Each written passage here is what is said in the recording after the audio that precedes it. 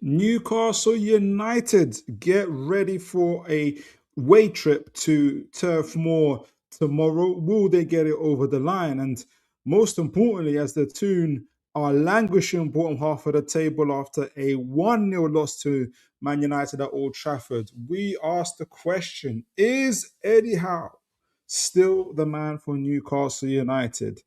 Find out right here on TOON TACTICS TV, folks.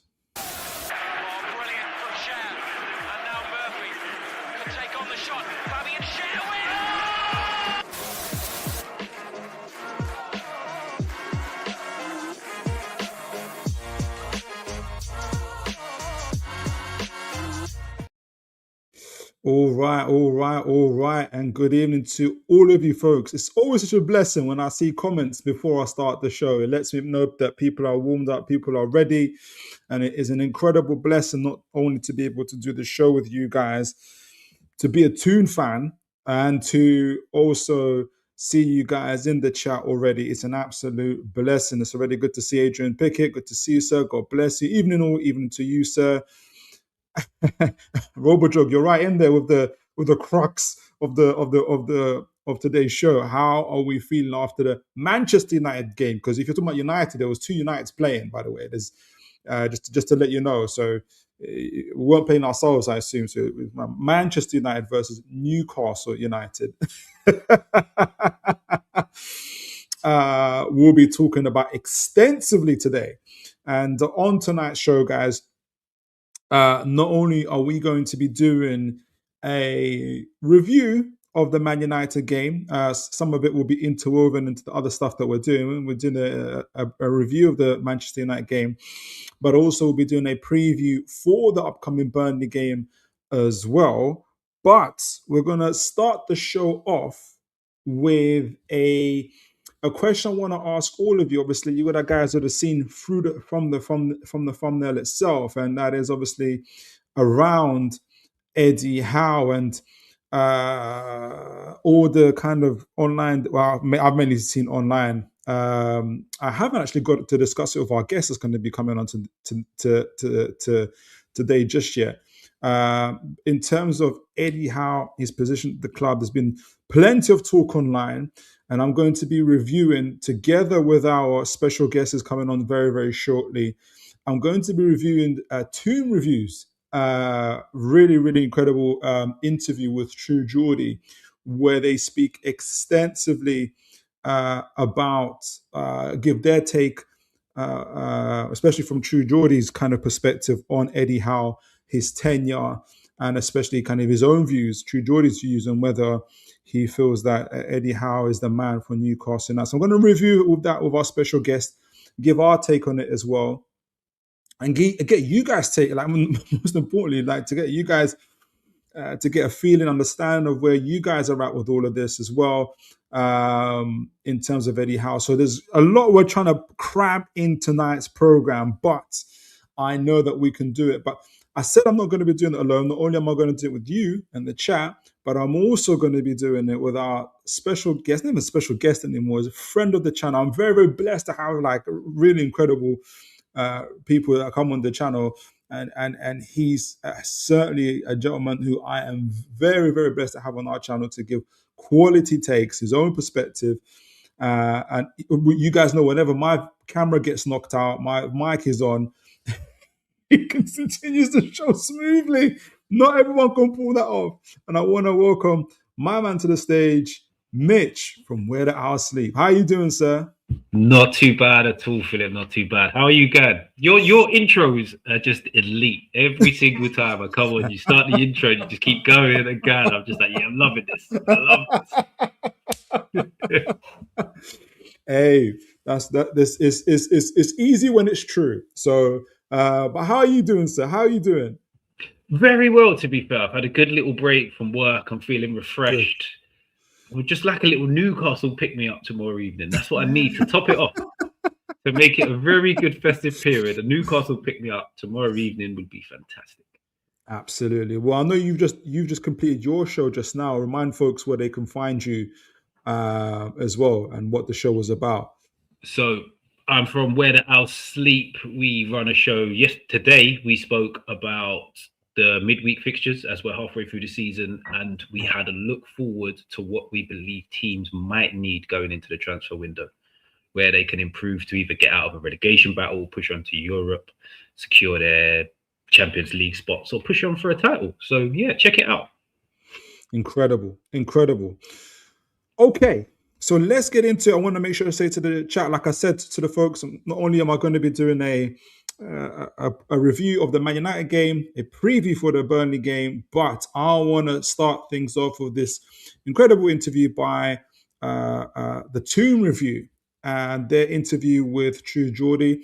Again, big up and bless up the TOON Review, one of the original Newcastle channels that I started watching together with others. So I really want to get everybody's take on this. But before we do that, make sure there's a few other folks that came in. Wilbur said, "Hello, I know what you mean, man." Wilbur said, "Oh, how do you feel about the United game?" I said, "Do you mean Newcastle United or Man United?" Like, you know, good to see you, Aaron. God bless you. Andrew, good to see you. God bless you. Simply must be a convincing win tomorrow. Anything else is unthinkable. I think we're all we're all on that page, boy. Absolutely. All right. So without further ado, I had to kind of let me get this. Let me share. Now I'm not going to obviously. It's a third. They've done well to shorten the interview, but for the sake of time, I also have to be. I can't obviously cover everything in the interview. Either I'm gonna get to the crux of the question first about the points that were raised and why I love this particular kind of conversation. Why I love this particular interview as well is that I don't know about you, Mitch, how your experience is online, but I think this is an ever-growing question now around. By the way, can you see what I'm showing, the thingy? Yeah, we've got the True Geordie post, where he's talking about problem of Howe, yeah? I have to keep it on this angle because when I enlarge it, I can't see the timer and I have to flip through different screens. So I don't know about you, Mitch. I don't know how it's been online. Have you seen? I've certainly seen more and more of conversations about Eddie Howe's tenure. Should he stay? Should he go? Yada yada yada. Is it the same for you on your algorithm as well? Yeah, my algorithms had me questioning stuff that I post about Newcastle recently because I get a lot of negative Newcastle fans that I don't follow popping up. And it's confusing me why, because I'm pretty sure I'm not a negative Newcastle fan. So I don't know why my algorithm brings them to me. It's not all Newcastle fans. It's just all the negative ones that are just digging Eddie Howe out about every little thing they possibly can. And I've got a little theory as to why there's so many, but I think we'll get to that in a little while once we've heard a few bits. But I think there's so many people that are running the same sort of agenda at the minute, and it's cheap and silly for me.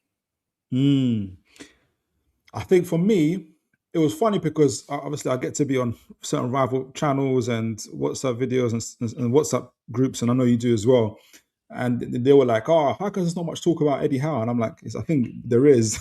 you're just not on our algorithm. You know, there's a lot of talk, and I'm not gonna see it as a negative or a positive. I wanna be objective. The reason why, just before we're kind of getting warmed into this, is into the video, I want to be able to give True Geordie and the folks at Team Review kind of be as fair as possible, because I can't cover everything they said in this 13 minutes and or whatnot. So I want to be, but I'm going to kind of be as and if folks have seen this already, do let me know. You didn't mention this, Philip. You didn't mention that.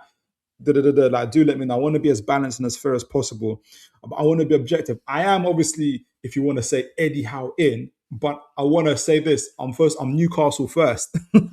So I'm kind of, my main thing is I don't care who's in charge, so long as Newcastle dominate, win multiple leagues, and win everything every year. Like, I don't care who it is, whether it's Gareth Southgate gets to mention in this video, whether it's Eddie Howe, whoever it is, I don't care. Like, that's my main thing. So, but the reason we're talking about Eddie Howe is obviously Eddie Howe is the head coach, right? So that's the main thing of it.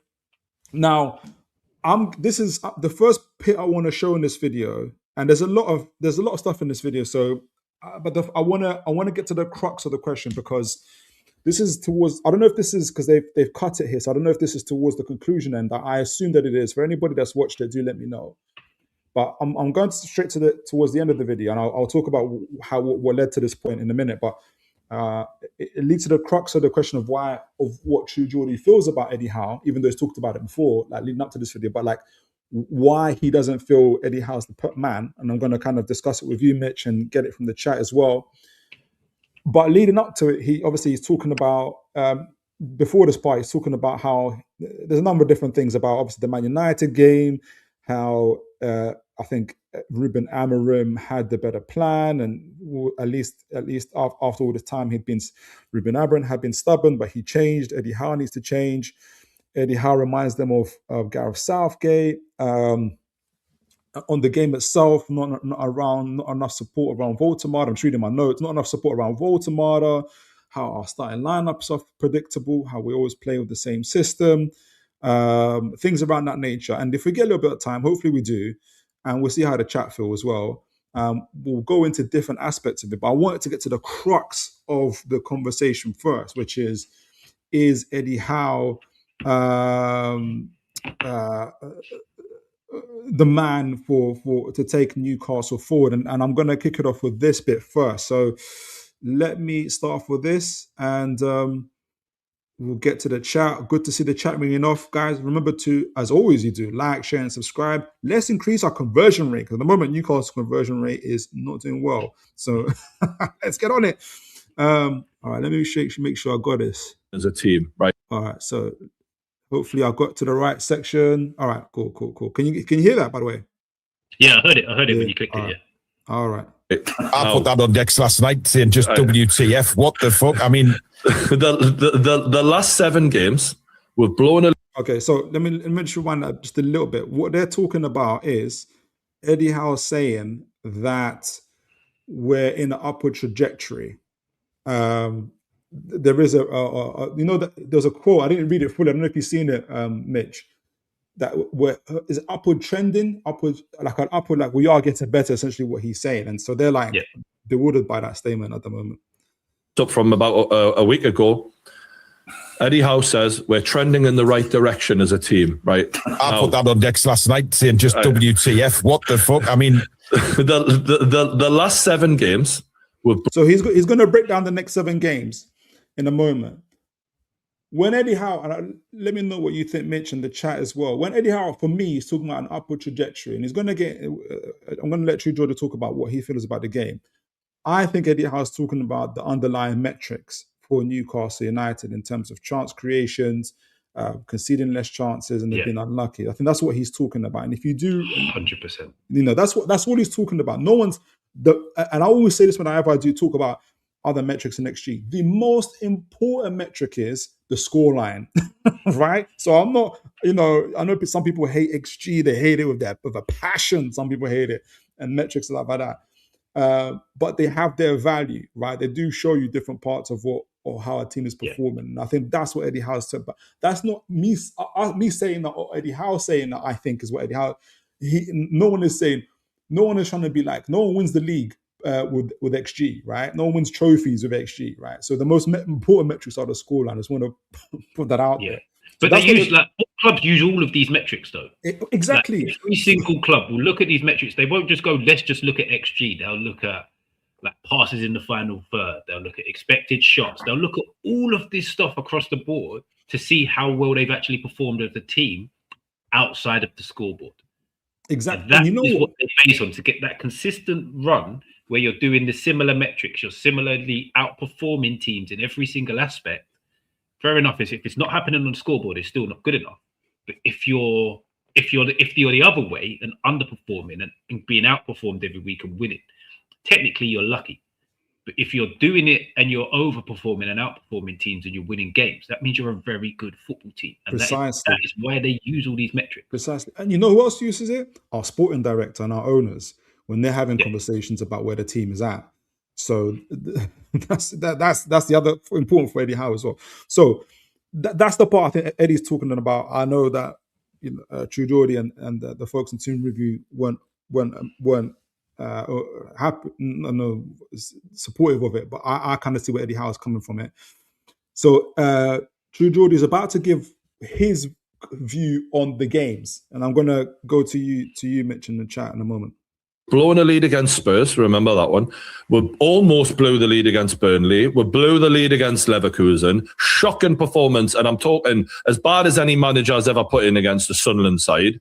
Last minute winner against Fulham, where it was a fairly flat performance, but we won, but just.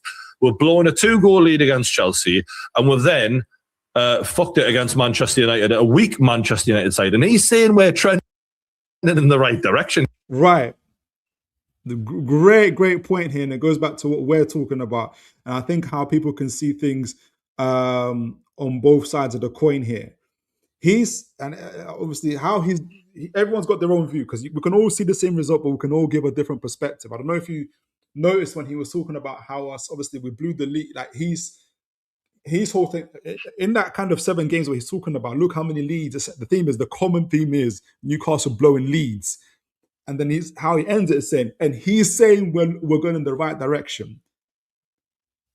And this is about perspectives. I can see it from True Geordie's perspective, where he's saying, how can Eddie Howe say we're going in the right direction when all we're doing is getting bad results time out of time, and we're going ahead in games and we're blowing those leads? How can anyone say we're blowing leads? My take on it is, and I'll get to you, Mitch, is the fact that if you even go into those games, Tottenham were lucky they escaped with their lives. Chelsea were lucky they escaped with their lives. Leverkusen, a bit more closer, but if you look at the XG and chances created, Newcastle were the better team. This is the Leverkusen, by the way, who just beat Man City away at home. In overwhelming majority of those games, I don't know if you mentioned Sunderland, but Newcastle were the more dominant team, were the better team, or edged it at least. Tottenham, no. Chelsea, no. All those other teams. That if you see the metrics and everything else, Newcastle were the better team. And I go back again. The scorelines don't reflect that. So I'm not trying to pull the wool over people's eyes. The scorelines don't reflect that. The results don't affect that. But we're going deeper than results-based analysis here. We're going into the metrics here. You've kind of proven Eddie Howe's point here when he's saying we are trending upwards. In kind of saying that look, the results aren't what they should be, but how we're conducting what we're doing in those games, we are either the dominant team or we're edging it. What's your take on it, Mitch? I get the frustration with people that say stuff like that, but I'm someone that does look at metrics. I don't use them to sort of create an argument around. I just like it to see if what I'm watching on the TV is actually backed up by the stats that every single football team looks at. And I agree with what Eddie Howe says, because he's been very clever here with where he's picked he wants to go from with his plan, because he's gone from the Tottenham game, yeah. Whereas Eddie Howe will have been going from probably West Ham and Brentford, where we weren't the better team on the day. We lost comfortably to teams that we should have. Well, West Ham we should have beat. Brentford away is tough game. But he's looking from that point. Where have we got? Where since that point we've beaten Man City. Yes, we lost the lead to Marseille through mistakes. We beat Everton, the only team to do that at their new stadium. Tottenham, we had the game won. Again, lost it through mistakes. Burnley, we won the game. The last 10 minutes wasn't great, but we won the game at a counter. We was in second gear most of it. Again, Bayer Leverkusen says we threw away lead. Yeah, we do, but it's a way in the Champions League to Bayer Leverkusen, who a season and a bit ago went completely unbeaten and are a very good side. Sunderland, it's the anomaly in all of these fixtures. We were terrible. I will put that down as probably the worst performance I've seen Newcastle put in since Steve Bruce was manager, or something along them lines. Brentford, West Ham. Similar-ish. Yeah. I think probably the emotion captures me a little bit more with the Sunderland game, because it looked like we were never going to lay a glove on I think the difference for me in the Sunderland game is we were terrible, and I went into the game thinking they were terrible. But I was right with the bit that they were terrible. It's just somehow we performed even worse. Yeah. Because I thought they were rubbish on the day as well. It's just we were worse. They weren't better. We were worse than them. That's what I took away from that game. And then the next few games, we've got Fulham, a win again. I don't know why people complain about wins. Wins are wins. Chelsea dominated the first half. Should have been more goals up. Fair enough. Great free kick by Reece James. Mistake by Malik Chow. Should have scored 2 or 3 more goals after that point. Yeah. What is Eddie Howe meant to do about players missing chances? What is Eddie Howe meant to do about Malik Chow slipping inexplicably when the ball goes long? Fabian Schär not being proactive and tracking a bit just in case something happens between Chow and João Pedro. Like these are not Eddie Howe things. So to put them on Eddie Howe is crazy to me. And then the last game, Man United. My biggest annoyance with Man United is we look very predictable the whole game. It looked like they went 1-0 up and thought if we just sit in and win the crosses when they come into the box, Newcastle won't score because they don't know what they're doing. And they were right. That's the only other game where I look at and I'm very frustrated because it didn't look like we had a plan B to break them down and get clear shots off on goal. Although we did still create a few chances. And my last point on it was when we brought off Voltemada and brought Visser on, as we needed a goal, I would have loved to have just seen him play both and just go at them. When we're putting balls in the box, have 2 players doing different things in the box to cause a little bit of carnage. But I don't get why everybody's so gone from we've won the Carabao Cup to Eddie Howe's a legend to he's got to go, he's never going to take us any further in this short space of time. It's confusing to me. I understand the frustration on performances because it's not what we've seen in the league over the last few seasons, but I feel that Eddie Howe has earned the right to put this right now. He's in the middle. I've explained this way a few times.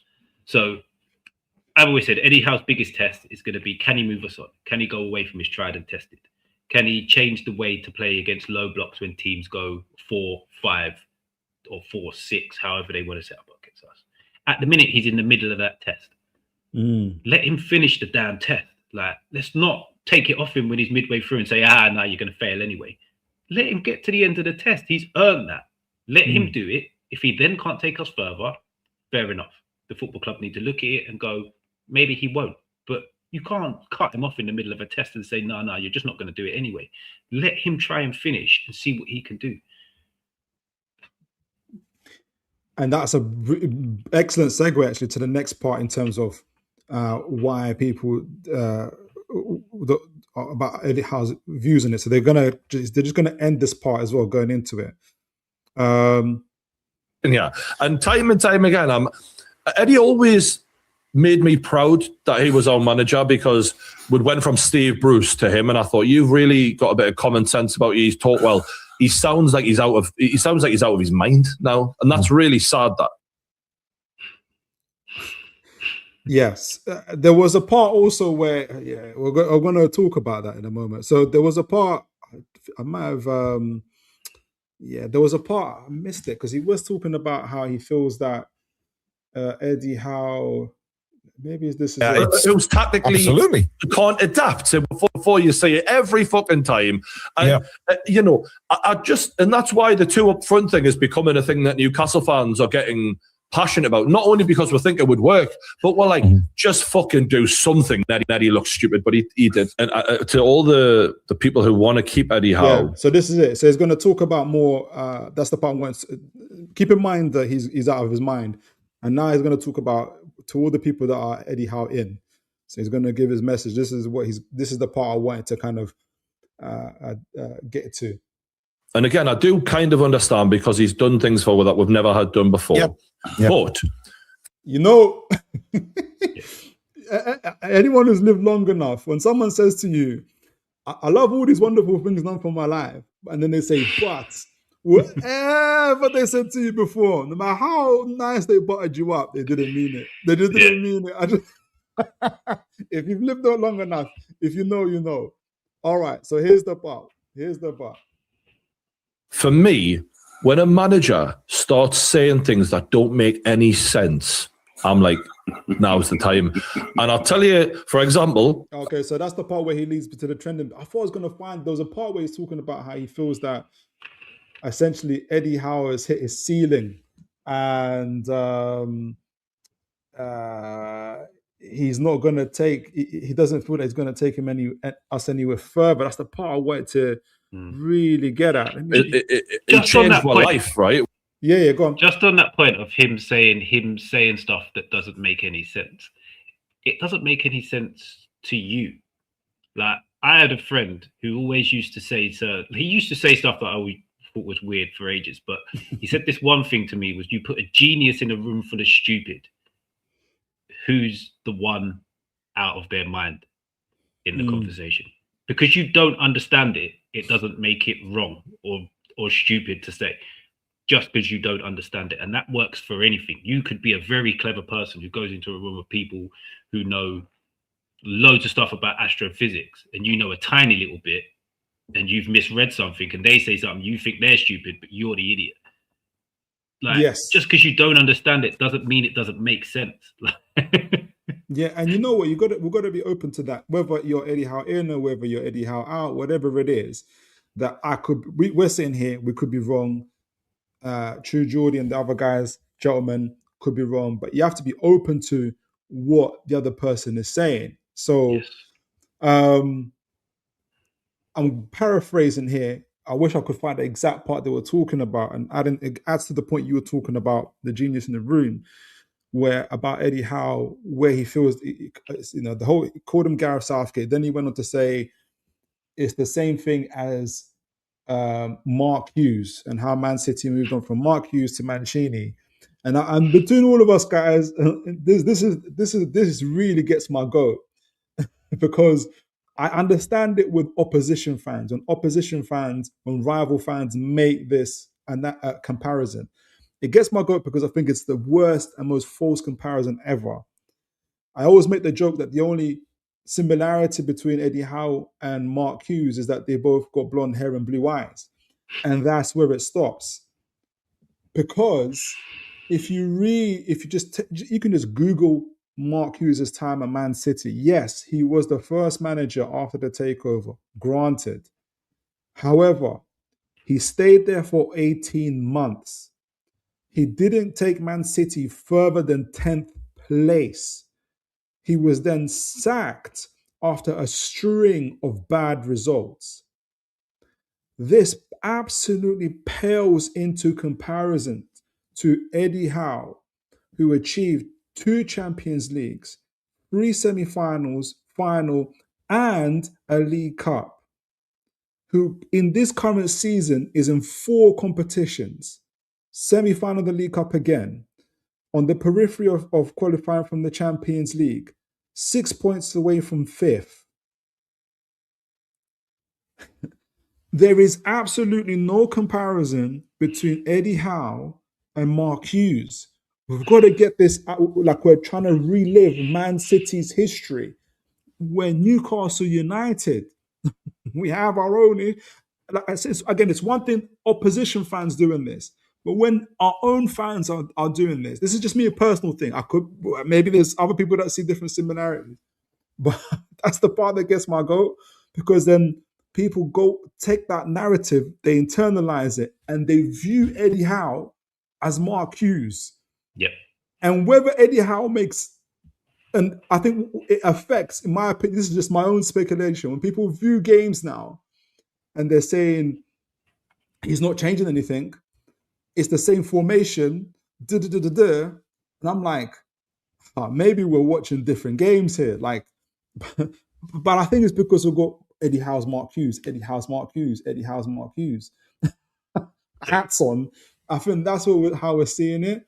So I think and I'll go back to you, Mitch. And the other thing it goes back to is people never wanted Eddie Howe to be manager in the first place. I think that's the crux of it. Like, yeah. I think really that's the crux of it. And like that is what I was getting at earlier, Philip. Go on, yeah. So I actually don't even think this is theory. In my head, I'm pretty sure on this. People in the chat might be able to correct me on True Geordie or not. But At the time Eddie Howe was appointed, there was a lot of Newcastle fans underwhelmed. Said he was the wrong guy, wasn't the right guy for the job. And they've been waiting all of this time for that I told you so moment. And now they're all coming out of the woodwork. At the first little chink of it might not be going right, everybody's trying to grasp that and say, look, we said this ages ago. Eddie Howe's not the guy. He's not the guy. I've said this the whole way along. Yeah, it's been great up until now, but he's limited. And I said this and I said that. No, that does not run when you put in between not wanting him at first or being slightly underwhelmed, because I'm going to hold my hands up. And I've always said this. When Emery was the guy they spoke about, Emery was the guy that I wanted. When Eddie Howe was appointed, I was like, it's a downgrade on Emery, but let's see what Eddie Howe does. So if you sandwich that moment and now with what Eddie Howe has done, you can't say you was right all along, because very few managers on this planet ever in the history of football management could have done what Eddie Howe has done for this club. When he took over, look at the points we had and where we were in the season. Mitch, just to add to what, it's a cut-off, but it's a worthwhile cut-off, because you asked the question. You asked the question, what did True Geordie say when Eddie Howe was appointed? There's a video released by True Geordie in November 2021. The title of the thumbnail is, Eddie Howe to Newcastle is embarrassing. There you go. There you go. True Geordie is one of the YouTubers. He's probably fantastic at what he does, got loads of followers clearly because he's everywhere. But he's one of the few guys that I have never watched for Newcastle football content past about 20 minutes, because it's a narrative. It's all a let's get people watching thing from what I can see. And I'm not going to disrespect the guy, but I didn't even have to look to know that that's what his point would have been at the time, because they're all doing it. Every single Newcastle fan that ever said to me that he wasn't the guy initially, I've got the same view, that I told you so. But you didn't. We've won a Carabao Cup. We haven't won a cup for 70 years. Where was we when he took over? Look at the points tally we had and our league position when he was appointed. And look what he's done since that point. And tell me he's failed. Have we had a bad transfer window? Yes, I would agree. It looks like at the minute we've had a bad transfer window. In the league this season, is it underwhelming? Yes, I would agree it's underwhelming. But give him a chance to turn it around, because he's turned around seasons before when we've not looked great. I think, what are we, 5 points off where we were this time season after 18 games? Before the Man United game, we were 3 points off where we were last season. So we're not a million miles away where we have been. Yes, there's been some frustrating performances. Yes, we've had some of the bigger sides in the league at home already this season, and our away form's been terrible. But that's not how football seasons work. It's not just rinse and repeat and flip and go again. Like, Carabao Cup final is a perfect example. We never win at Wembley. We never beat Liverpool.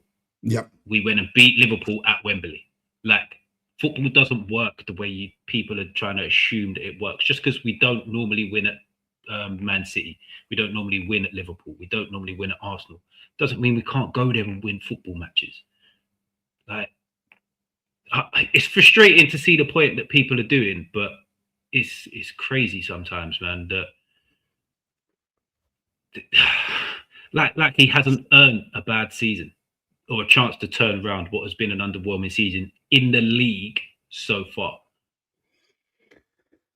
Yeah, and when I say this, I'm not saying it like as if I've. Now I'm going to be honest. Like, when people, because there was also, paraphrasing again, comparisons. He started off the video saying, I knew I was going to take long on this video. I knew it was going to take long, but just to add to it and kind of conversation is that we're talking about how Newcastle. He said that Eddie Howe were trending the same to have the same points as Steve Bruce when he left, right? So, and it goes back to exactly what we said. We were thereabouts, but we were on points this time last year, I think. And there was the same kind of conversations about Eddie Howe's. And Eddie Howe, there was that thing where Eddie Howe put Tonali in the back in the 6 and split the 2 defenders, and that changed in terms of how we attacked and won a 9-game winning runs. No one's talking about that no more. Eddie Howe's no longer a tactical genius anymore. That was, in fact, I almost feel like sometimes when you have debates with people and you point out when it's, oh yeah, he made a change there, but it was by accident. Yeah, he put Miley on, but it's only because Livramento was injured. He could have put anybody at right back. How did he know to put Miley there? Right? But you're not going to give credit for him. You're not going to give credit to. So it's like it's a bit like that. So we're trying to be as objective as we can. There's nothing tactical about Lewis Miley playing right back and becoming the extra man in centre midfield on numerous occasions during the game. That's not tactical at all. That's just luck. No. It just happens. And just to wrap things up in terms of the two things I wanted to say and get your last take on it before we move on. And I know there's tons in the chat. God bless you guys. We'll try and get as much through. There's two things I wanted to say. One was in terms of this season and like constant comparisons to Steve Bruce and everybody else. You cannot compare Eddie Howe to Steve Bruce for the main reason is that we're in 4 competitions. I don't know if you guys forgot. We knew when we're in the League Cup, FA Cup, 3rd round, we're going out. It could be a team in the 2nd division. We know we're going out. Yeah. It's just a painful watch, right? The problem, and it's like we've become accustomed to semi-finals, and I don't want to see people are like, oh, we're going to get knocked out by Man City in the semi-final now. We're going to what's the point? And I'm like, did last year not happen? Did not 2 legs over Arsenal not happen? Did the win over Liverpool not happen? Did the Chelsea quarter-final not happen? Did we not just beat Man City at St. James's Park 2-1? Crazy. Is it a figment of our imaginations that these things have happened? Yeah. Like we've taken it. I remember when I can't remember it was Hughes. We beat Benfica 3-0. And I heard people online saying, "Oh, but we've got to go back. We've got the Premier League. We've got to beat. I can't remember who we're playing after next." And I'm like, it's like you guys. Have you forgot the Championship? For me, I'm still with that PTSD. I don't know what it is. How you guys have forgotten so easily.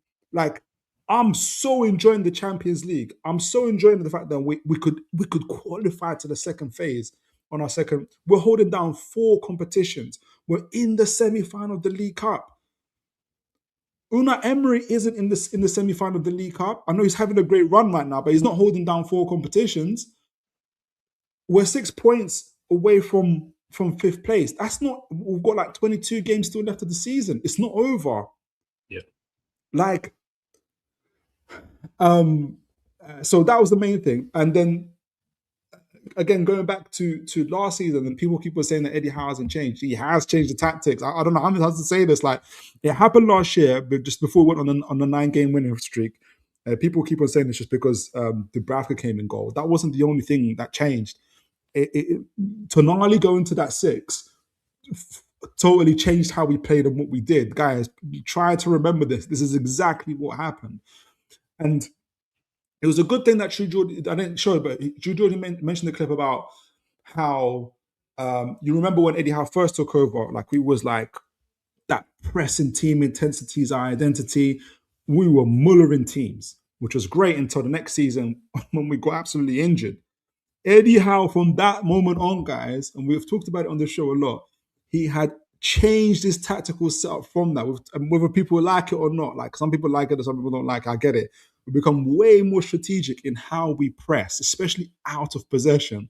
That's when you see our metrics, especially like our PPDA, so like winning the ball after a particular sequence of passes. Newcastle are very good at winning the ball when they need to win the ball, right? And XG conceded is just behind Arsenal's. Yeah, second best in the league. Second best in the league. Guys, please, I beg you guys. I beg you, look at this stuff because and again, this isn't me saying. Ooh, XG is gonna, means that we're gonna, I understand the actual goals conceded when they are conceded is the thing, and that's what we're trying to say. Like that these metrics are showing Newcastle are underlyingly a very, very good team. If you remember last year, the first 12 games. Everybody knew we were lucky. We were fairly lucky. We were not playing well. And the metrics bore that out. We were a relegation metrics team. but then you had like people like Harvey Barnes scoring, getting us 2-1 over against Wolves and stuff like that. Guys, remember this, we knew. And then I think the next 6, 7, 8 games, we were battered. We lost after loss after loss after loss, right? And that's when we were questioning Eddie Howe. And then again, obviously made that change into the 6. This season is the reverse. The metrics are doing better, but the teams are getting lucky against us, right? That has to change. I'm not saying that isn't going to change. I'm not saying that it's going to be a guarantee. And I guess this is why maybe I'm seeing it the way I'm seeing it. Whether it's Eddie Howe or not, I don't care who's the manager. I'm just looking at Newcastle as a club and where we are. We're still a very good team. Like, we are still a very good team. We need to show that in results, absolutely. And Eddie Howe, like if God help us, if we, I'm not even going to say this week, but if I think, and I'll leave it to you in a moment, Mitch. The other thing I was going to say is, and I think I said it when we was doing Champions League stuff, like before we had the Sunderland game, we had a Champions League game against, who did we play? I think it was Leverkusen. We had Sunderland, Leverkusen, and we had Man City. We had those 3 games. We're heading into that week. We beat Man City.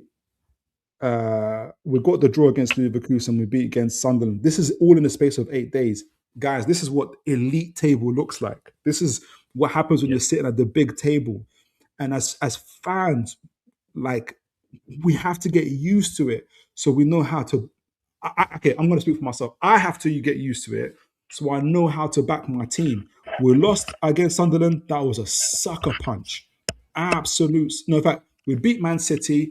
Great. Let's go repeat against Sunderland. We had an awful game against Sunderland. That was a sucker punch. We have to go and do something against. Who did we beat? We played someone after Sunderland. I forgot who it was. Fulham in the League Cup. Fulham in the League Cup. We have to get past Fulham in the League Cup. And by the grace of God, we did. This is what it looks like when you're fighting at the elite end, when you're not fighting relegation, right? This is at the top end. These Steve Bruce comparisons are insane. We were not playing any there was no Champions League. There was Championship, but there was no Champions League with Steve Bruce stuff. Like, so me as a fan, I have to get myself in that mindset of being able to take victories and losses. Almost I'll be high, I'll be low, but I have to be like, do you know what I mean? Like, as consistent as possible so I can back my team. So I'll leave it as that. But Mitch, what are you saying before we just finish on a couple more chats and we move on to the Burnley game? Well, I think I've said sort of most of what I wanted to say on this. My only other point is I've seen a lot of talk of we need Emery, we should get Emery, we should have got Emery, all of this and all of that. Since Emery took over Villa, and I've said this numerous times now, the only thing that I would swap Villa for now is their league position right now. Everything else they can keep. They haven't done anything we haven't done. In fact, they've done less. Is Emery slightly better tactical than Eddie Howe? Maybe in game? Yeah. But tactical setups like the game against Arsenal at the Emirates in the Carabao Cup semi-final last season, where we set up with 5 at the back and everybody was like, we're just going to sit in and try not to concede.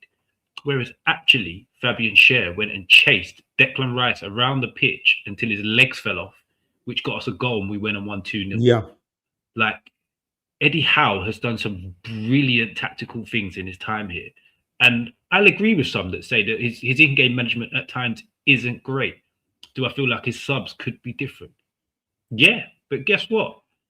You can't be perfect.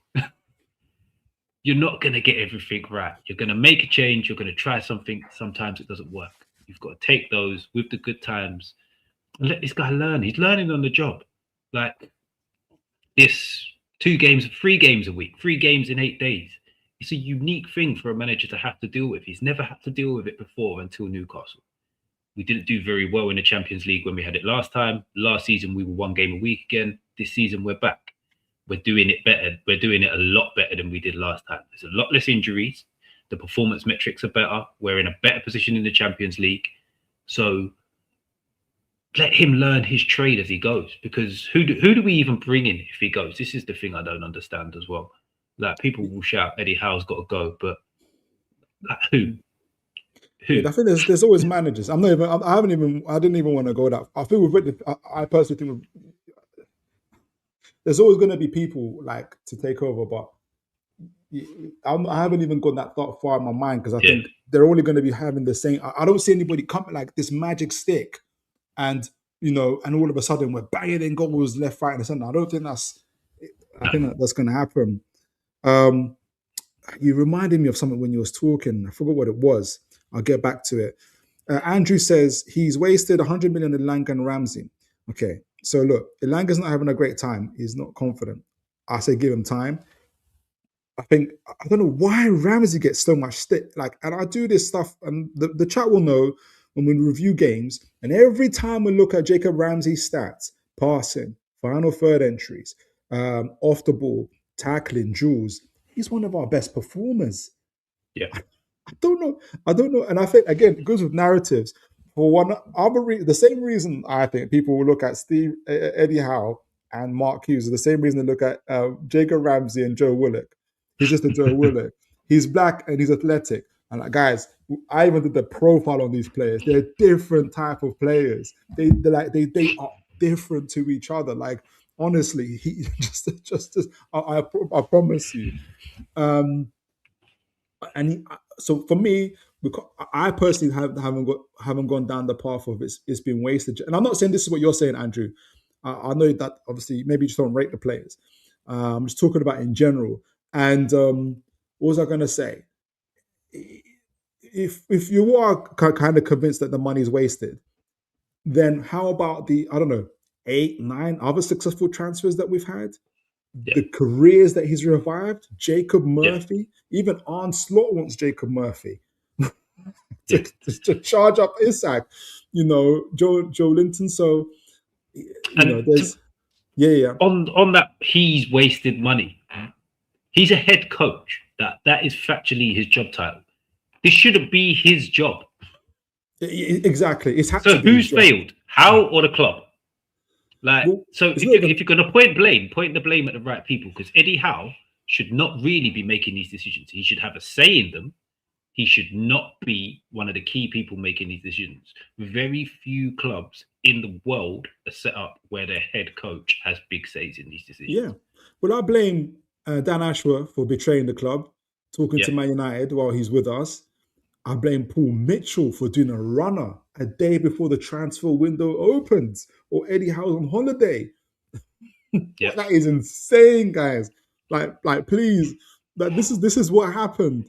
Eddie Howe was on holiday. He had to leave his family to go and do transfers with two of his main scouts who should have been scouting but are trying to get deals over the line. It's mental. Like, it was an insane window. And what happens if Eddie Howe turns around and goes, "That's not my job"? What happens?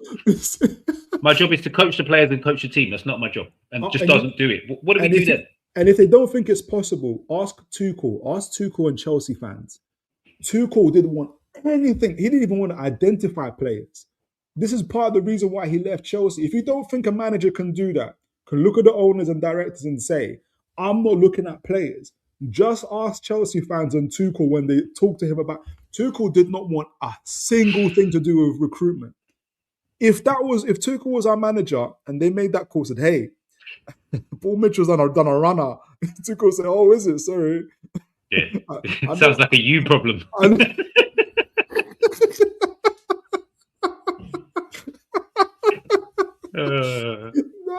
That's what you would have got on the other. If you don't believe me, just ask Tuchel about how he feels about recruiting players.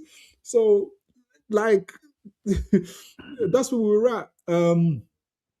Aaron says it took him months to put Tonali at the 6. Okay, but when we knew that change needed to be made, credit where it's due, he made that change, which helped our season, but he's too slow to make changes. Okay, I'll be honest. I hear you, Aaron. But this is the part where I'm saying, like, when he does the good, there's always there's a but. He took too long, but he won the League Cup and he finished 5th. I don't know. I don't know. Like, I don't know. At this point, I don't know what to say. Like, this is what happened. Like, like, we've got to. I don't know. I almost feel like if I bought. Have you seen that? There was this short clip of a guy bought his daughter like a fresh BMW, and like he had it all in a bow tie and everything. And you know when they had the eye he took off the cover of her eyes. She looked at it. She looked so unimpressed. She goes, "I wanted a Mercedes." That's how I feel when I hear this. I'm like, oh my word, you know. That actually reminds me of what else True Geordie said about he didn't feel that Eddie Howe could get us over the. He said that we're not going to win the league with this guy,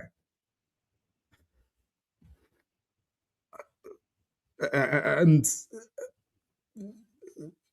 this is where I'm going to show grace and say I don't know in what context fully what True Geordie is saying that, because he can't be saying that for this season. I don't know a single Newcastle United fan who thought we're going to win the league this season, or last season, or the last 3 transfer windows we didn't buy a first team player. If we look at the teams that have won the league, even the last 10 years, they've all got the highest wage bills and the highest revenues. I want to win the league. I want to win it like until forever. But the club isn't even in that. In those lanes just yet. We're trying to be in the Champions League as often as possible. For you, Mitch, like how do you? So personally, just to end on that, I don't know what Eddie Howe's ceiling is, and if we're saying he's not going to win the league, people were saying when Eddie Howe had us, he's just a stepping stone for that season, 2 seasons or whatever. He ended up getting Champions Leagues and League Cups. You're not going to win anything with him. We ended up winning the League Cup. Yeah. Last year, I had it where I'm going to see what this man's ceiling is, and he broke that ceiling for me personally. So that's why I'm kind of open to what he can achieve. Like, what's your view? Do you think do you feel like you have a feel of what Eddie Howe's ceiling is, or like that? Yeah, do you think he can get us over the line and win the league someday? I don't see any reason why he can't. I think he's shown all the attributes to be able to do that, but there's a lot of things that have to fall into place for that to happen. Like the structure at the club needs to be bang on. The transfer windows need to be right. We need enough depth to compete on all fronts. We're in, like you said, we're in 4 competitions. In January, we play in all competitions in January. Every competition we're in, we play in January. Like, does that not count for something? Like, since when have we had a squad to play in 4 different competitions in a month? Like, all 4 of them. We played 2 Carabao Cup semi-finals. We play in the FA Cup against Bournemouth. We play a game against PSV in the Champions League. We play 5 Premier League games, all in January. Our squad is not set up for that. So for us to get to that point, we need a squad that's good enough to do it and compete in all the other tournaments. Like, if we were back to one game a week this season, would we have been higher up in the league? Yeah, probably. We'd probably be in and around 2nd, 3rd, probably where Villa are-ish, that kind of thing. People might be talking title contenders. But would you want to give away all that other stuff to just play 1 game a week and have a stint at the Premier League? No, because you then don't get any growth. You have that 1 good season, and then you're back to where you were because you haven't built your squad. Sometimes you just have to sit back, see how it pans out, and realize that it can't just be forward momentum all the time. Not everything can be forward momentum. Now, Sporting director did a runner, and he wasn't the only one. Isak did a runner too. Isak, guys, remember Isak? He breached Bale, and when he did a runner, guys, do you guys remember that transfer window? That's what our #1 striker did the runner whilst we're in the middle of an Ekatike deal. Guys, remember these timelines? We're in the middle of an Ekatike deal, and this guy says, I'm doing the runner today, bro. Yeah, he was that. Right, that's it. I'm out. He went full Andy Dufresne, prison break that, changed his identity, never to be seen again. Like, come on, man. Guys, this is what happened. This is not even a lie. We're not even making it up. So it is what it is. All right, I knew I was going to take long. I'm gonna have to. I will do the. I'll go straight to the not Man United, Burnley preview, and I'll intertwine some of the Man United stats as well. But the chats are coming in. You guys have been absolutely fabulous. Please see, even if you agree or don't disagree, it's a fantastic chat. You have to be able to talk calmly and as well as you can. Gary says, God bless you, Gary. How complaining in the press about not getting time? And we talked about this on the training ground because of 3 games a week. Pathetic. Remember, Chow only got a start because of Shaw got concussion. Gary, do you let me know why you think that's pathetic? Like, just one comment on that. I'm not one for calling opinions wrong. We'll never do it. Everybody has an opinion. That's what makes these shows great. Or we'd all be agreeing with each other and saying exactly the same thing. It'd be mega boring.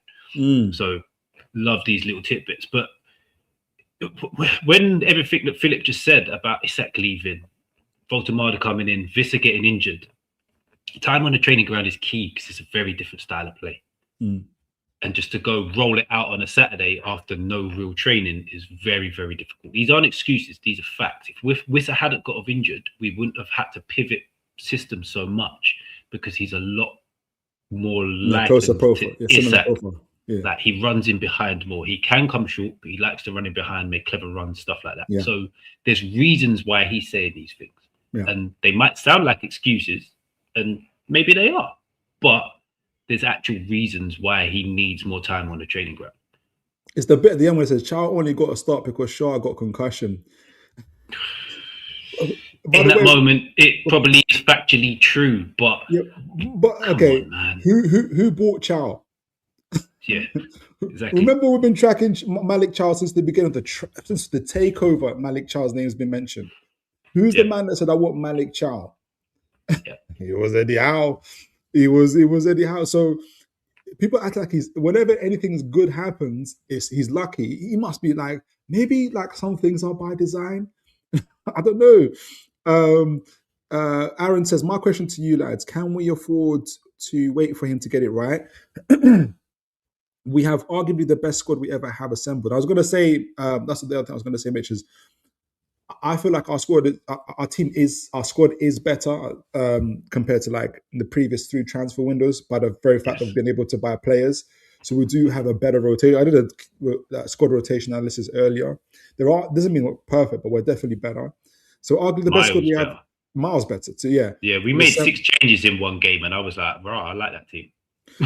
Exactly. You should, and we've got 6 players for our forward line. We've got 6 players for our midfield line, and I think it's defensive line that needs the most probably work in terms of left back area as well. So Aaron said, my question to you lads, can we afford to wait for him to get it right? We have arguably the best squad we have ever assembled. Yeah, we wait, and Champions League dwindles away with lead to players leaving. You go first, Mitch. What's your thoughts? Yeah, we do arguably have the best squad we've ever assembled.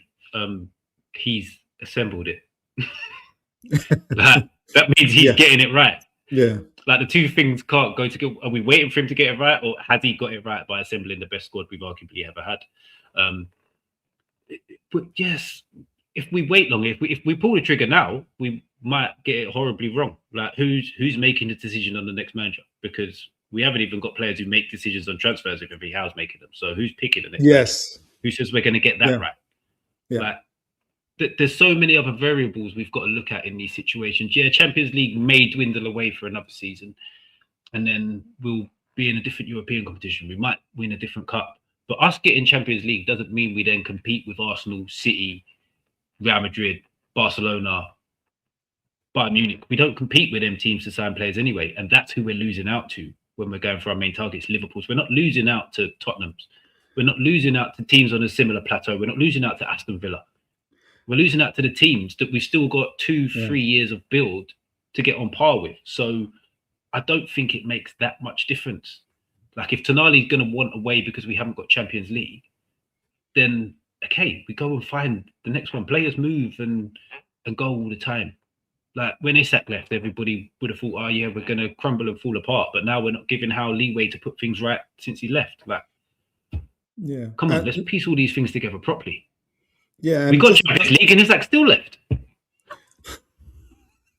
Like, how do we know they don't want to leave anyway? These things. How do we know they're leaving complete their contracts? Like, how do we know? How do we know sporting direct? Do you know what this is? I was saying to the chat last time. This is the first window since our takeover where we've had a manager, a sporting director, and we have PSR in the green. We've had all three. Yeah. We're going for us in 4 years. Mm-hmm. Like, honestly. And what I will say is look at some of the names we are looking at here. If you don't know the player, just look at the list of clubs who are looking at these players. Then you understand how serious we are as a football club in these times. And Eddie Howe has put us in the position to even do that. And opposition fans keep on saying, but why are they going for players that the opposition clubs? Mitch, you and I know, João Pedro, no man was talking about João Pedro. We were talking about João Pedro when he was at Watford. The only reason João Pedro doesn't play for Newcastle is because we got Isak. Wilson got himself injured and we bought Isak.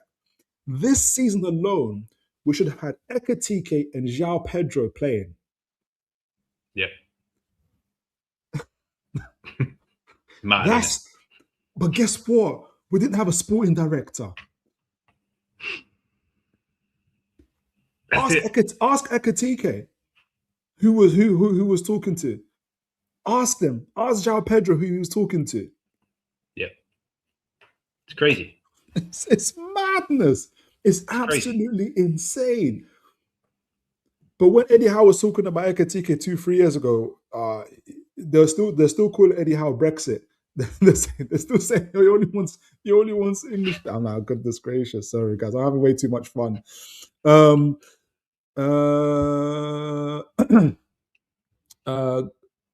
Singu says, big up to you, God bless you, sir. I believe Eddie will get it right. A strong first 11 isn't far from playing together. Back to winning ways in the second half of the season. Big up to you, sir. I hope so too. I believe so. Aaron says, Ramsey, I think he's a decent player, but the manager isn't getting the most out of him from an attacking perspective. If we rarely see Ramsey in half spaces being dangerous like he was for Villa, I think, and I knew I was going to take, I bet there's tons more. Oh, there's tons more. Oh, you guys have been amazing. Jeez Louise, you guys have been amazing. I'll be short on this one, Mitch. Yeah, apologies, Mitch, if I just chime in when you can. I watched this the first half again of the Man United team, and there's runs that Ramsey makes that go so unnoticed, and there'll be touches that he makes where Voldemar isn't there. I think Voldemar needs to improve his, especially after seeing Wissa.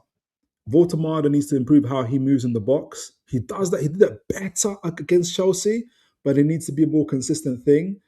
But players do get around Voldemar. He just needs to. Playing in the Premier League is different, man. You know, it's different. It's different. And do you know what helps with that? Time on the training ground. Exactly. You get to learn when a certain player does a certain move, he's going to cross. If he does that, he's going to go land. You get to learn all these patterns and you get to see the movements.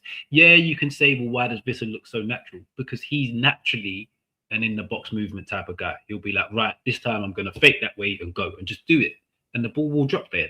That's one of his key attributes, is that he makes his movement regardless of what's going on. And the ball tends to go where he's near, in and around where he's made his move. But Baltimore isn't that guy, which is why you need to train it into him a little bit more, as to say that if, say, Gordon checks and then comes back on his right foot, make the run like he did against Chelsea, got the goal. These are the kind of things you learn over time. Yeah, Baltimore should have never had this many amount of games. Had it not been for Wissa. Close. Like, you could probably half the minutes he's played if Wissa doesn't get injured. Honestly, like Baltimore would not be playing this amount of games. So that's what it is. Gary says about Emery being a better manager. Do you know what Eddie Howe even said that when they asked him about, the journalist asked him, how do you feel that Emery was the first choice? And he said, like, if I was the owners, he would have been my first choice too. Like, it is what it is. Like, but yet over since their takeover, Eddie Howe has more points and more cups than Emery. It is what it is. It is what it is. Gary says, this is Howe in a nutshell. Did you know prior to Rich and Dummett leaving, Howe wanted to give the new contracts, but the club refused? That's from Liam and the Geordie Journals. Now, okay, when you say in a nutshell, why is it that particular nutshell? Why is it not the nutshell that's got a League Cup, 3 semi-finals, Champions Leagues? Why is it not the nutshell that's got I brought you Tonali, Bruno Gomes, Isak?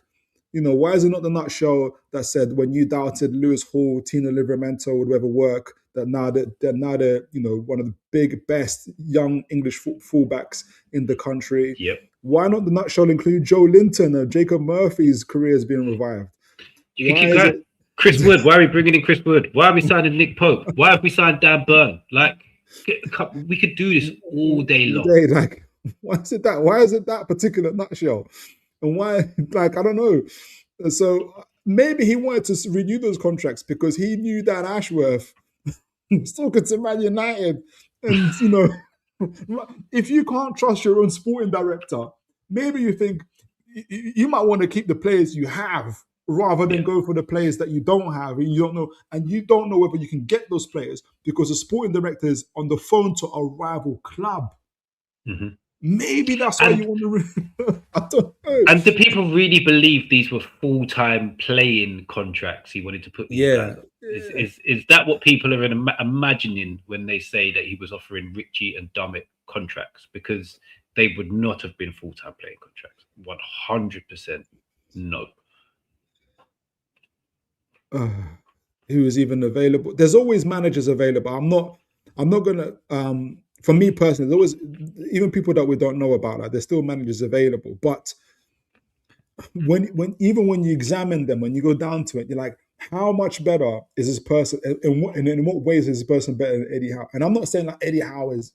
When I say this, I'm not saying like Eddie Howe is like Guardiola or something like that. But for where Newcastle are at the moment, we're not. You know, I don't know who'd be the person people would rate, like Conte, they all bottled it. And Emery, people talk about Emery. Emery bottled it. He didn't want to. He knew we chose him. He bottled it. Was it Valencia? Or no, was it Villarreal? The owner sat down with him, and he bottled it. He bottled it. So I don't know what else to say for him. Jacob Murphy's our most productive winger. The season's not over just yet. The season's not over. But he's not, though, is he? Am I going mad? He might be. Wobo Jog says, "Oh wow, this was. Do you know this segment was meant to take me 30 minutes?" I never got the João Pedro, to be honest. Watching that Chelsea and even for Brighton, I feel he's a bit overrated. But had he been playing for Newcastle United, oh, you would have been calling it. I'm telling you, we had the plan for this guy. Yeah. We had a plan. People keep talking about this number 10. That's João Pedro. Imagine you got João Pedro behind a Ekitike. Would have been beautiful. It would have been. You would have seen me coming on Spurs Kings every day. I'm looking for someone. I'm looking for some. No one could look me in the eye. I don't know. Has anyone watched Vikings? Well, Ragnar Lothbrok comes back. He puts his sword and goes, "Who wants to be king?" That would have been me. Like every show. Like who wants it? Who wants it today? All right, coming to the end of it. You guys have been absolutely superb in the chats, by the way. And apologies if. Hopefully I haven't. I'm having fun, and I hope you guys are too as well. It's meant to take me half an hour to do this segment, but it's been too good. You guys have been too good. Andrew says, we were never going to get Ekitike or João Pedro because we can't pay the wages Liverpool and Chelsea. We were going to get Ekitike and João Pedro until Liverpool. I'm telling you now, if Liverpool got Isak, if they knew they were getting Isak, I don't know what happened in that story. To this day, they would not have bought Ekitike. I think it's by sheer just ego has got into the way. They don't need Ekitike and Isak. Ask Ekitike how I know these that Isak is there. I bet you when they talked to Ekitike, they never said to him, "Oh, by the way, Isak's coming." Yeah. Andrew says 5 days with them on training ground for that Old Trafford gate. Old Trafford, okay. Yeah, We'll talk about that game as well. Virtually all the other 19 current Premier League managers are on improvement on Howe and Tyndall. Oh, wow. Okay. Yeah. Oh, jeez. I reckon at least 15 of those 19 would swap instantly for Eddie Howe. At least. Yeah. John Murray says 10 league games in a row and 0 wins in the league for Newcastle against Sunderland, 7 wins in Sunderland. Look, God forgive me, but we've got to get over this. We've got to get over the Sunderland loss. As much as we've got to get over the Man City win.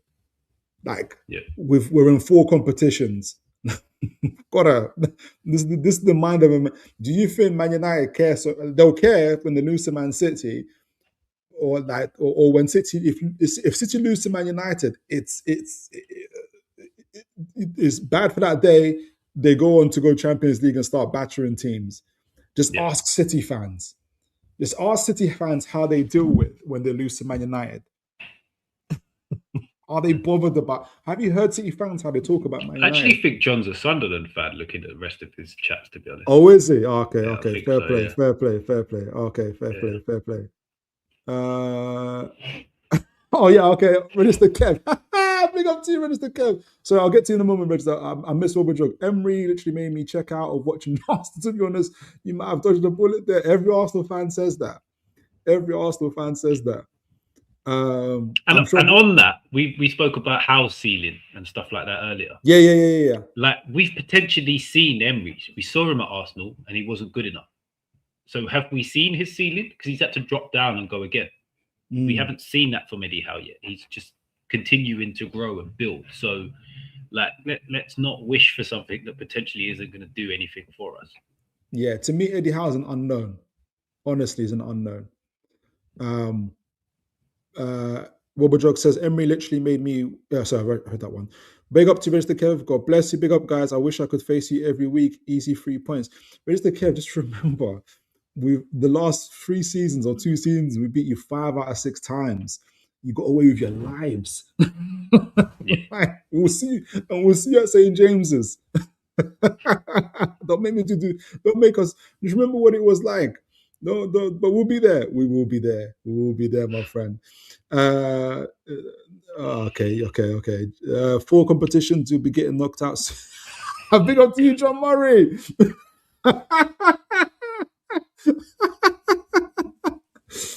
We'll be seeing Sunderland at St. James Park as well. And Andrew, turn up to work when there's loads of Mackhams. We cannot and will not forget the result. Okay, fair play. When you're there, you're there. Like, when you're in the midst of it, obviously it's difficult to forget. And it's the same for me. Obviously, I'm not a Geordie, innit? I live in London. But when Newcastle got relegated, right, I'm surrounded by everybody, right? Imagine that time for me.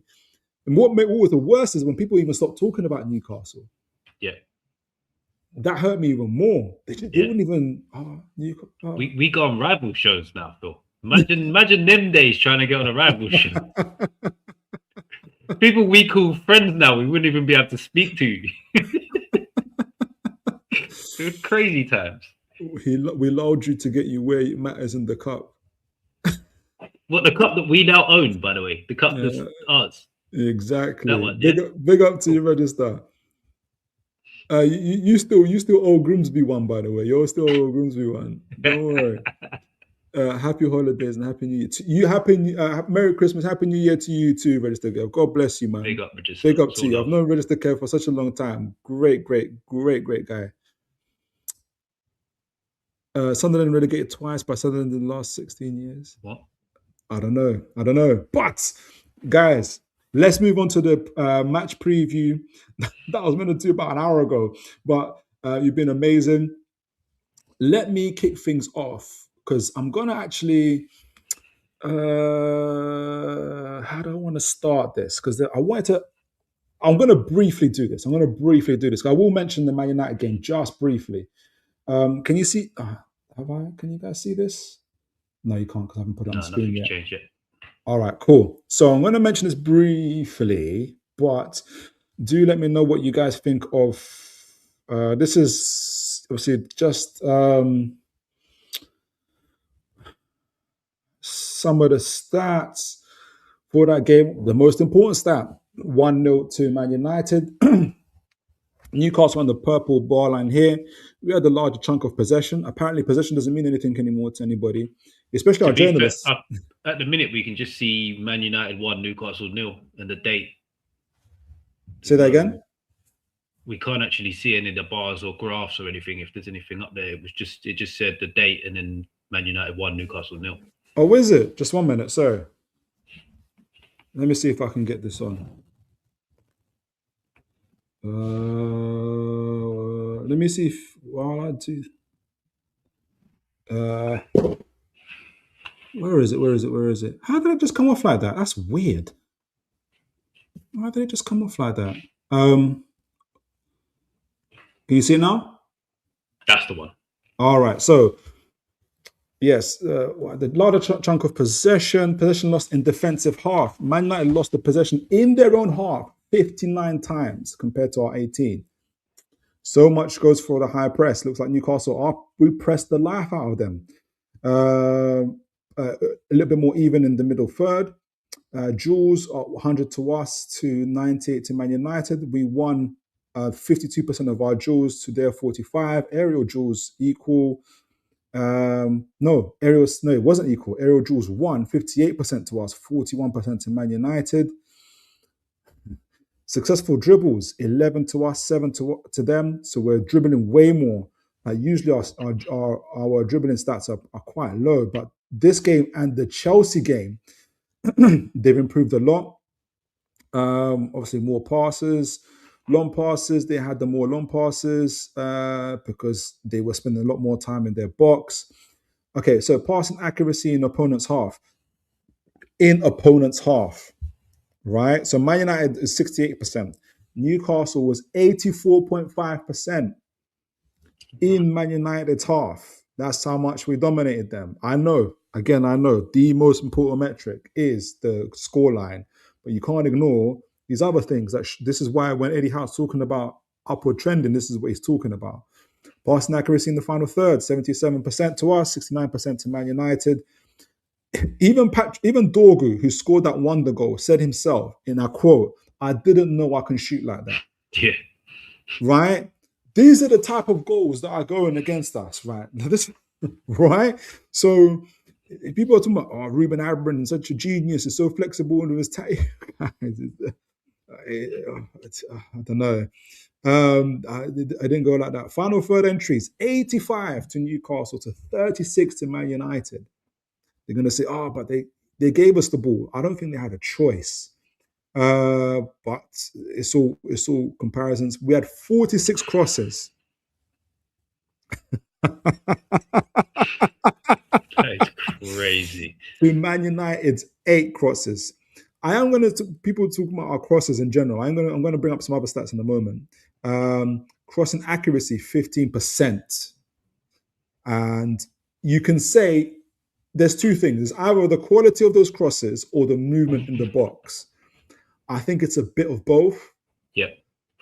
I also have to commend Man United in terms of they are very aggressive in how they defend their penalty box, as they should be.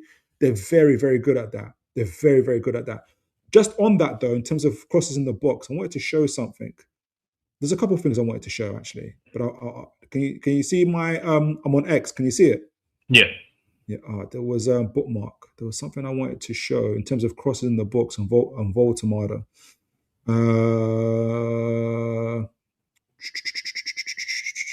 Voltamada crosses in the box, because there was talking about. Is it this one? Yeah, it is. Oh, sorry. Oh, come on. Don't take the mic. Here we go. Can you see that? Yep. All right. So this is from Squawker. Successful open play crosses. Newcastle are second in the league for successful open play crosses. Just to say that. We won 62. Right next to Wolverhampton, by the way, which is weird. Wow. So even though, again, Man United wasn't a great game. I'm not saying he will throw like a phenomenal, but we're two of the best teams in terms of successful crosses. Wolverhampton are way up there. I don't know what they're doing. Yeah. But I think that's down to Strand Larsen's movement. Another guy that we would try to buy. So there's that. There's this other stat. I'm going to ask you, Mitch, about this. Now, there is a small print to this that whether you agree with this or not, like, do let me know. People see it differently. This is, do I need to zoom in or can you see it fine? No, that's fine. Big chance differential, yeah? Yes, sir. So Premier League teams, big chance differential table, 25-26 up to now. In the small print, game against the current bottom three are not included. So Wolves, Burnley, West Ham are not included. So some of the positions of these teams do, especially Newcastle a little bit, do change. Some people disagree with this, that you got to take every team in context. You got to use all the teams in order to have a comprehensive view. The reason why, or I think one of the reasons why they didn't use Wolves, Burnley, and West Ham is because they're so bad that these can be skewed. They feel like it would skew the results. What side of it you stand on, it's up to you, right? It's cool. But what it's saying is, it's showing us three things. And Newcastle are third. So big chances created and big chances conceded. And the big chances differential. So big chances created is like essentially like you can look at it as goals scored if you want. And big chances conceded, 23. The differential is 15 in the green. Newcastle will be top three in the league. So Newcastle they've created 38 big chances. Again, without Wolves, Burnley, West Ham. That would change, right? But if you look at it as it is, 38, that would put them behind Arsenal, behind City, behind Palace, and Liverpool. So they'll be like fifth for big chances created in the league. Yep. Big chances conceded. They've conceded 23 big chances in Newcastle. They are second to Arsenal. So they're fifth in the league for chances created, big chances created, not just any chances, but big, high quality chances created. And they are second in the league for big chances conceded. So offensively, if you can look at it from one metric, they're in a steady place. Defensively, they're in an even better place. And the differential is 15 green. So that puts Newcastle in the green in terms of metrics. This is, again, going back to what I think Eddie Howe was talking about in terms of an upward trajectory. Yeah. What's your views on this, Mitch? And what do you think people who are maybe Eddie Howe out kind of view stats like this? Well, they'll just refer to their usual line of, well, it's what happens on the scoreline that matters. But yeah, like all of these underlying bits of data, it's stuff like most Newcastle fans were happy that Suds came in, because he's another guy. This is his ballpark. This is his game. This is his bag. He'll be looking at all of this stuff and trying to find things that are like, might seem like 1% here and a tiny bit there to improve these metrics, which will then should correlate to the scoreline 95 times out of 100. That's why people rely on these stats when they're trying to back up a point. Don't use it to create your point, but once you've got your point, look at the metrics, and if the metrics back up your point, you're normally on the right path. But you need to look at all the metrics, and this is another good one. Like, we're not conceding big chances. We're conceding freak goals here and there. People are being very clinical against us, and we're not being clinical enough. This isn't a coaching thing. This is a player thing. This is like, there's so many different variables as to why we haven't got as many points as we should have done this season. Like, you can look at games early on in the season against Aston Villa. Yes. That everybody says that we need Emery. We battered them first game of the season. Elanga one-on-one. Any striker from any team in the Premier League, we probably score and win the game. Like, we didn't have a striker. That's why we didn't beat Aston Villa first game of the season. Yeah. These are the things that Eddie Howe cannot do himself. The players have to convert these chances for Eddie Howe's plan to work. You can coach a 3-0 win, but you can lose 1-0 because the players don't execute. Yeah, and I encourage everyone to look at the XG for that game as well. It favored Newcastle. Yeah. And just the final thing in terms of back to the game against, can you see this? This is the pass. Can you see that? Is the passing map? Yeah, the passing map, yeah. This is Man United before anybody gets scared. Right? This is Man United. Just to say how genius Amorim was, being a bit sarcastic there. But look, this is not only the average positions of his players, but again with the passing map for the folks that aren't aware, this is the pass map. The thicker the lines, the more frequency of passes between ex-players. So between Aiden Heaven, for instance, and Lisandro Martinez, 18 passes between them all game for the whole 90 minutes, yeah? 9 from Heaven to Martinez, 9 from Martinez to Heaven, right?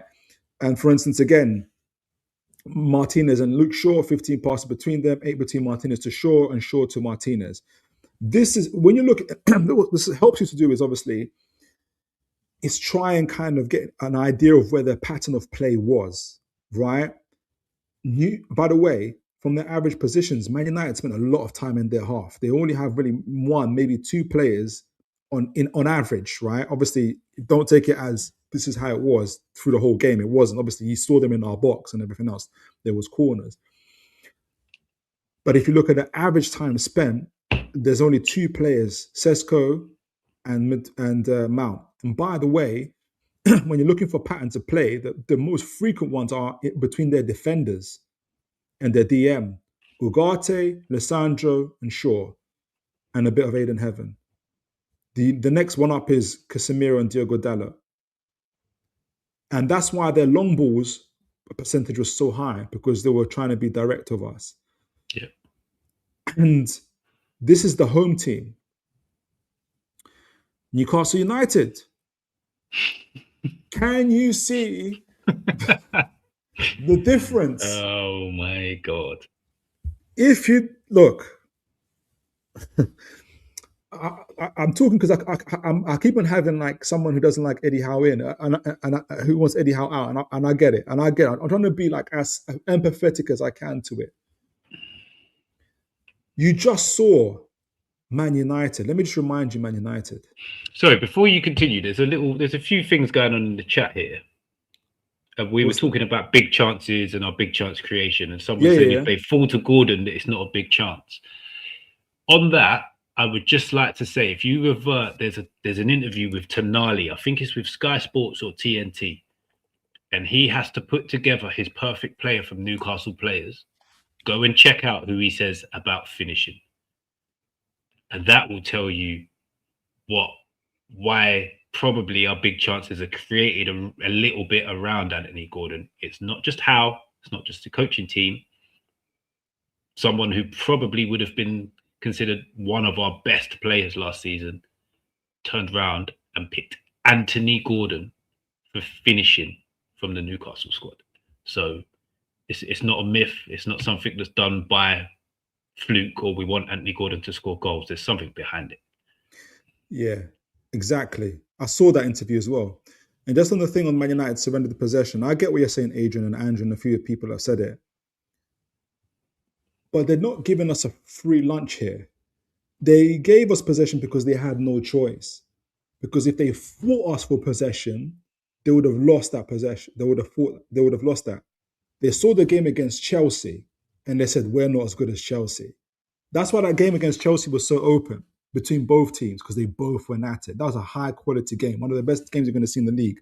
I know people talk about gaps in the midfield. I watched that game twice. The second time, especially when obviously the emotions out of it, the game was moved at such a high pace.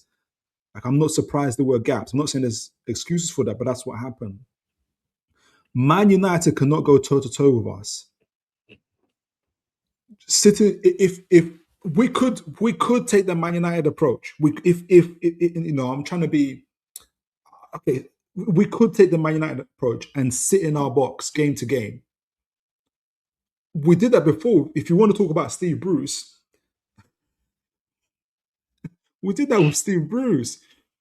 We're trying to evolve our game.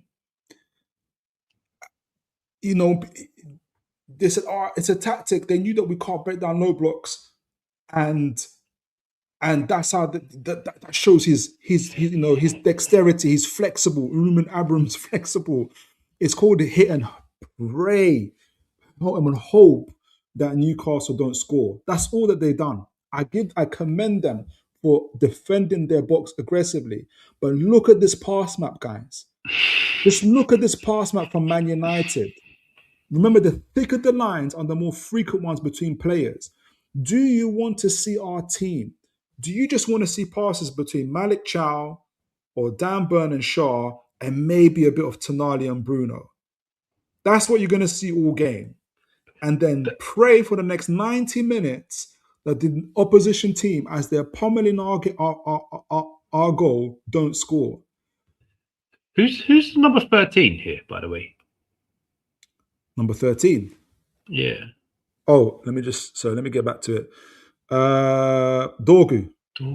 So none of their centre midfielders passed the ball to their centre forward in the whole game. Yeah. Apart from Ugarte to Sesko. He did it. Ugarte to No, that's Ugarte to Cunha, isn't it? Oh, yeah, it is to Cunha. Yeah. There's none of it. Neither of them passed to Sesko once. This is survival football. And I didn't want to... Only Mason Mount and Dorgu passed to Sesko in the whole game. Yeah. We could do this football, guys. We could do this football. We've seen it before.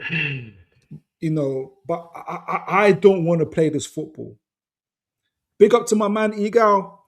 Igal talks football, incredible content creator, and amazing also off camera as well. Big up to you. God bless you, Igal. Good to see you, sir. This is Man United's passing map. They surrendered possession because they had no choice but to surrender possession. You saw the dual stats. Aerially, on the ground, we dominated them. They're not going to fight us. The best they had was defend our box aggressively and hit it long and pray something happened. And it did. They got a wonder goal from Dorgu, who, quote, said, "I didn't know I can hit a ball like that." This is Newcastle's passing map.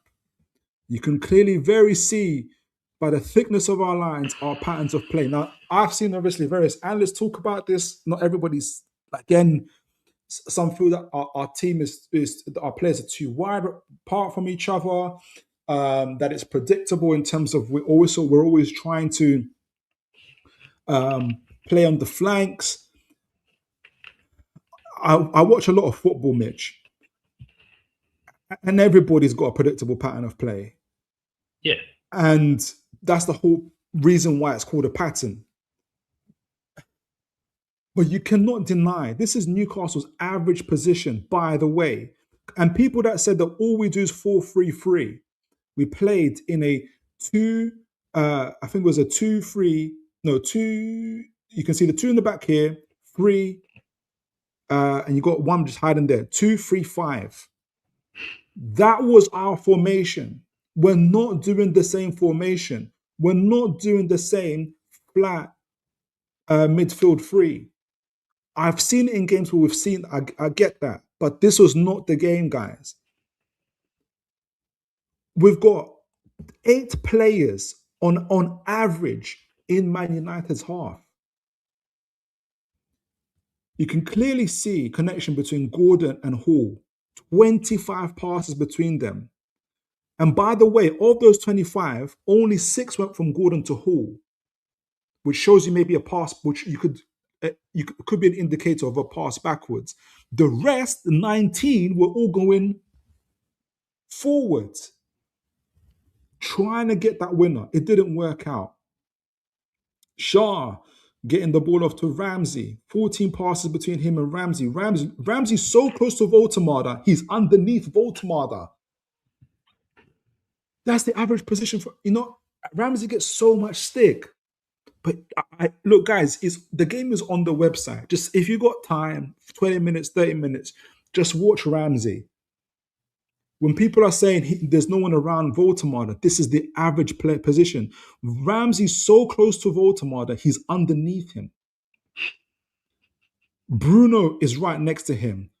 Tonali's right next to him. Passes between Tenali Ramsey, 9 passes all game. Shaw, 14 to Ramsey. I'm trying to get Voldemarders. I'm not Voldemard and Bruno Gomes, 6 passes all game. It's hard to get Voldemarders. Voldemard and Gorda, 7 passes all game. On the right flank, you've got Miley and Bruno Gomes, 40 passes between the two of them. 19 passes between Jacob Murphy and Bruno Guimaraes. From Chow into the midfield, Bruno and Chow, 13 passes between them. You can see by the thickness of the lines, left and right flank. Even in the middle of the pitch, connections between Gordon and Chow, even 5 passes, but there was 19. Tonali and Chow picking up the ball there. Tonali and Hall, who had a great game, by the way. Yeah, sorry, Mitch, you was going to say something. I'm trying to not run over time, but I'm not going to do it. But go on, sorry, go on, Mitch. No, I think I lost what my train of thought was. But my main point on this is when Voldemard and Ramsey really click as a pair, and they sort of get that sort of communication going. We saw against Benfica what it can do. Yeah, that's going to be a problem. It's going to be a problem for teams as he gets close to him, runs on behind him. As long as Ramsey's can get his finishing boots on, I think we're going to see a lot of productivity from that, to be fair, because that's the one thing we've needed now that we've got Voldemard there but not Isak. Yeah, absolutely. I'm going to do a brief look. I say brief, it's not fair. Look at Burnley. And yeah, Mitch, if I'm going to be running over time, if you need to leave at any time, do let me know. No, I'm cool. I'm all good. Incredible. I feel so bad. I'm like, but we had to talk about it. And the chat, 100%. You guys have been absolutely phenomenal. The good thing is about the chat, well, I love you guys so much, is that not all of us agree. We even got a Sunderland fan here, and we're having fun with the Sunderland fan. Right? Not all of us agree. But if we can't, the thing is, we're talking about it so well. I'm like, that's why I had to keep the conversation going, really. Wow, why does it look like that? Let me take that off. I put it on my PDF. Here we go. And I'll read the chat in a moment as well. I had it on. Is it this one? No, it's not this one. I'll read the chat in a moment as well. Here we go. That's the one I wanted to get. That's an old one. Guys, I've got so many slides. I've got slides for days. I've got slides for days. Where is it? I wanted to give a brief outlook on Burnley, do a tactics board as quickly as possible. But let's see this. So I think that Andrew says, I think the issue is why can't we break down a low block? It's a common thing and again, I'm not trying to say what about other teams. It is a common thing for a lot of teams. Chelsea fans complain about the same things. If you listen to them, it's a little bit more easier not easier, but they've worked hard at it. City, even Arsenal, it's going to take time. It is going to take time, guys. Like, Wiss is only just coming back. I actually expect him to start this game. Yeah. What's your do you know what? Looking at that last slide that pops up, it just triggered something in my mind that Osler's directness and madness has actually been quite key in them final 10, 15 minutes of games when we're struggling to get a goal. Because he is just so raw and direct, it causes confusion in defenses. So even though he's not the finished article or clean cutter, it looks like we might even be looking to sell him in January. I actually think he's been missed in them final sort of 10, 15 minutes of games. Yeah, I think he's going to Eintracht Frankfurt. I don't even think he's injured. That worries me, because Eintracht Frankfurt and striker ID sort of goes together very well. And it worries that we're missing a bit of a trick. Yeah, absolutely. Adrian says, our possession game hasn't evolved, though. We haven't recruited the subtle players or developed the subtle patterns to break blocks down. Is Jacob Ramsey not a subtle player, though? He's so subtle that he goes unnoticed. This is what I'm saying. Everyone thinks it's Joe Willock. That's how subtle he is. Like Joe Willock's about as subtle as a sledgehammer. That's Jacob Ramsey's not that guy, by the way. Like Jacob Ramsey is a technically gifted player that likes to get into little pockets of space and recycle possession and stuff like that. Like he is the subtle guy. Let me do this. I haven't seen this. So I could have egg on my face. I'm just going to briefly look at. Can you see this? SofaScore. Yes. I'm going to briefly look at just Jacob Ramsey against Man, because I already know what he did against other teams. Jacob Ramsey's stats versus Man United. Zoom in. Is it better to look at the player one or directly on this one? I forget which one it is. But let's have a look. Because there's this one, but there's also anyway. Let's have a look on this. All right, so Jacob Ramsey played 68 minutes. This is his heat map, by the way, guys. All in the half spaces. On the left, on the right, even in the penalty box, a little bit fades there as well. So he's in and around and in the central areas, doing what he's supposed to do. And we'll compare him to the rest of the team, actually, as well. So accurate passes, 90%. Passes in the opposition half. In Man United's half, 88%. Passes in his own half, 100% passes. 41 touches in 68 minutes, by the way. Right? Only one unsuccessful touch. 1 out of 2 successful dribbles. Possession lost 5 times. Defensive contributions, 5. Tackles 1 out of 3. Interceptions, 1. Clearances, 1. Didn't have to do too much defending, to be honest, because we had them on the ropes. Recoveries, 5. Ground duels, 4 out of 7. And he was dribbled past once. If you've got time, guys, maybe because I've got time, maybe because I'm holiday, I would just look at the game and just focus. I did it against, when we played Chelsea, I focused on Ramsey and I focused on the first half and I focused on Miley on the second half. Just look at what Ramsey's doing. He's, and to make those subtle passes, you need runners. And Voltemade needs to learn some of those runs in behind. It's a bit more difficult for him. Wissa loves it. And I think that's where you're going to, if Wissa comes in and we're not seeing that, Adrian and anybody else, I'll be more with you about the problems around that. But we need the runners. We need Wissas and the likes to be able to do that. Andrew says, how many players in box for crosses, though? I don't know. You have to have, if we look at, let me see. Did we have touches in the even anywhere that shows that how many players are in the box when a cross was put in? That would be difficult to, that would be difficult to see. You can maybe say touches in the box, perhaps. So this is Man United's in the box shots. What did Newcastle get? By the way, because it's safe to say that Newcastle were in Man United's box like a lot of times. As an indicator, I'm not saying you can know who many players were there, but like shots inside the box, Newcastle had 14 to Man United's 8. So yes, there probably was including hitting the woodwork. Touches in the box. Can you see this one? What does it say, Mitch? We're just looking at us at the minute. Oh, you can't see it. I'm all in. Sorry, I thought you was just reading that one out. I didn't realize you was trying to bring it back up. Let me just go back, because I know we can't say at the exact moment how many players were in the box, right? But we can get an indicator. So let me just go back. This is Man United's shots in our box, right?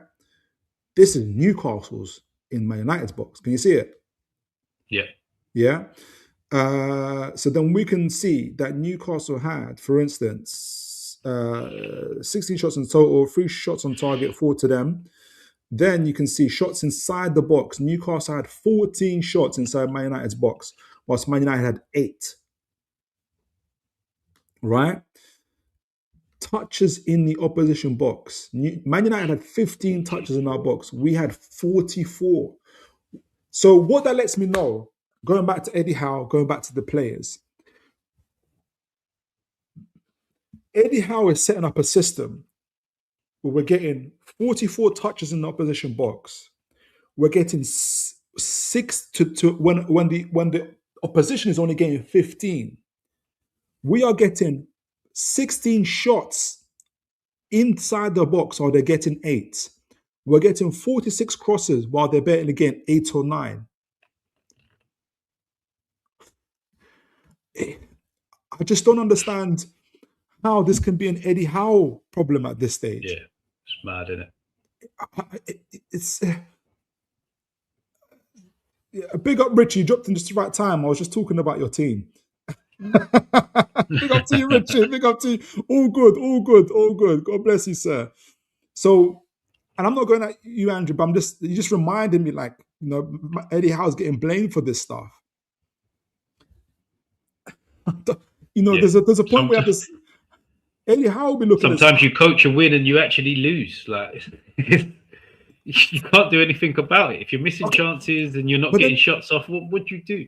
But then swap the result around. Say we win 1-0, but it's Man United who got 46 crosses in our box. It's Man United who got 16 shots in our box while we've got 8.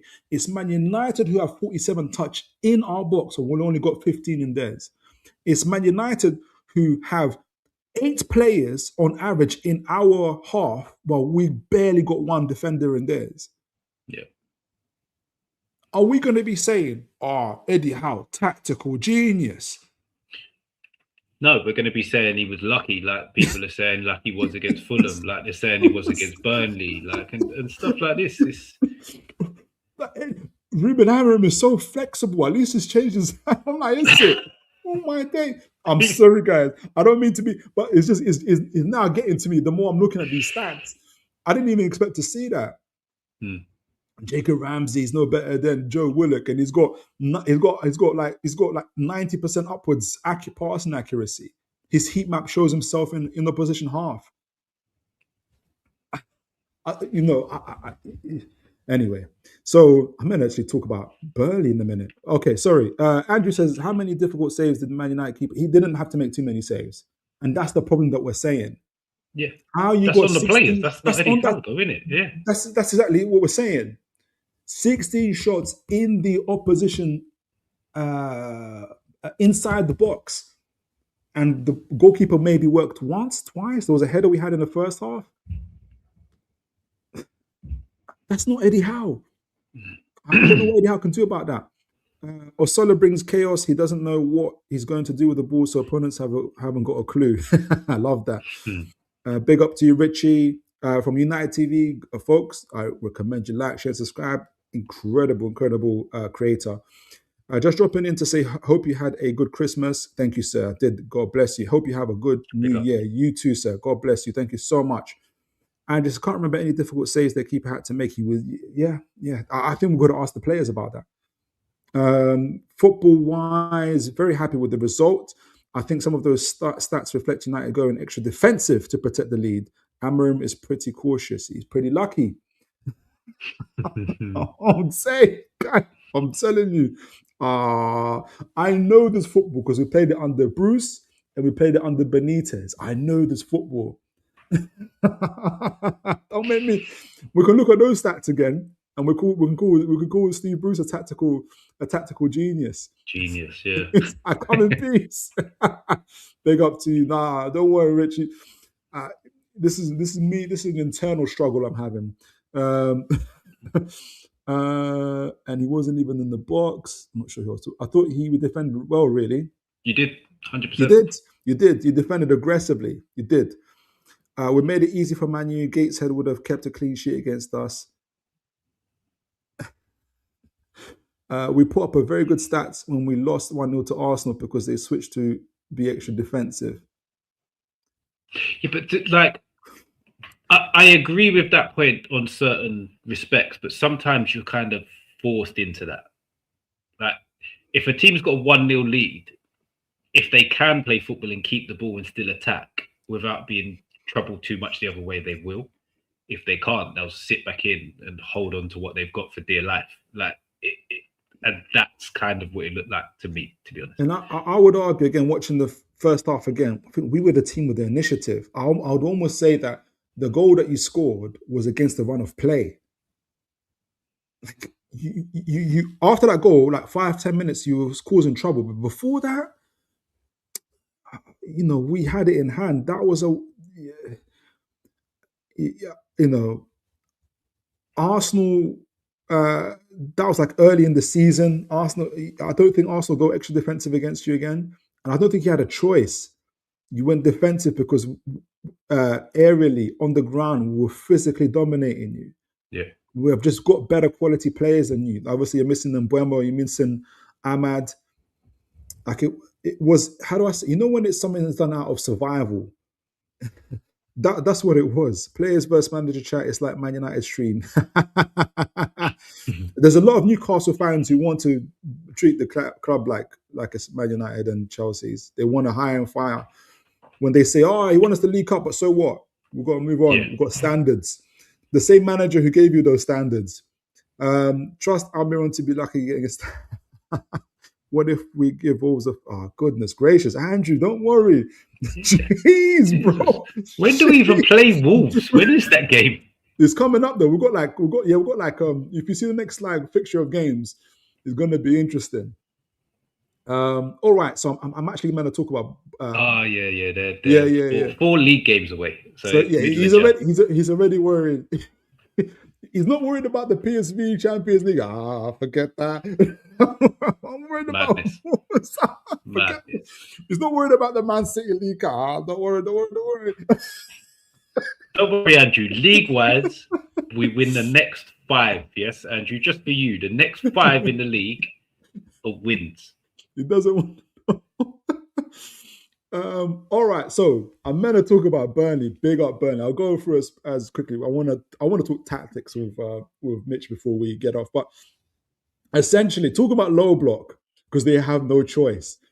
Burnley are on a low block, and I got this from Opta Analyst. I summarized it on AI. So big on the low block stuff. Oh no, actually, I got it from I forgot the website. I need to get the right. But essentially, 4-2-3-1 formation, or a deep line 4-3-3 when they need to really kind of get results out the way, which kind of goes into a 5-man defense as well. Low block, crowding and causing being very compact in the midfield, leaving a lot of space in the wide area. So we're gonna see more crosses, guys. The ideal, just brace yourself for this. The ideal match. The article describes Parker's ideal performance to scoring an early goal if he can from set pieces. He's going to be relying on set pieces, early goals, and long balls essentially. Short to long passes. He's going to be approached. He's going to be direct. He's not going to be trying to play it for the middle, especially against Newcastle's midfield. Nobody wants that smoke. Key outlets: Kyle Walker, Josh Cullen, and Dubravka obviously has been a good goalkeeper for them. They have been quite efficient. They've got a higher conversion rate than us, by the way, when it comes to scoring, which is interesting as well. Partly because we've got a higher volume of shots, obviously, as well. So that's what plays into it. So set piece is what they're going to be looking for, and get an early goal if they can, and protect it. A little bit like a team that we played not too long ago. Big up to you, Richie. And obviously one of their key players being Zion Fleming, incredible name by the way, who I don't know if he's their leading goal scorer, but he is their main striker as well. So got to look out for him. So a couple other stats from the Opta Analyst I got on them. Goals to XG compared to us. So Newcastle have scored 23 goals from an expected XG of 24.87, while Burnley have scored 19 goals. That's where it's scary, that Burnley are only 4 goals away from us. From an XG of 16.5, so they've been overperforming by that level. Shot quality averages 0.11 shots. And we saw that. We just talk about shots. That's Newcastle's shot quality at the moment, which is insane. Compared to Burnley's 0. We're not far from Burnley. That's the scary part of it. Our shot quality is almost the same as Burnley's. That's the scary part of it. We're creating chances like a Man City, Arsenal, but we're shooting like a Burnley. It's insane. Conversion rates, they've got a higher conversion rate than us, 11.88% to our 10.36. Box present, Newcastle significantly more active in the opponent's area with 451 touches in the box. 44 of those just came from Man United, by the way, compared to Burnley's 315. So we're going to be camped inside their box like it's our living room. Woodworking offside, Newcastle have hit the post 10 times and been flagged offside 18 times. I don't remember us getting. Burnley has hit the post 6 times and has a much higher offside count because they're just trying to get the long ball out there. Yeah. Possession and style control, we average about 52% possession. Burnley 41% possession. Passing accuracy, Newcastle complete 83.2% of its passes compared to Burnley 77%.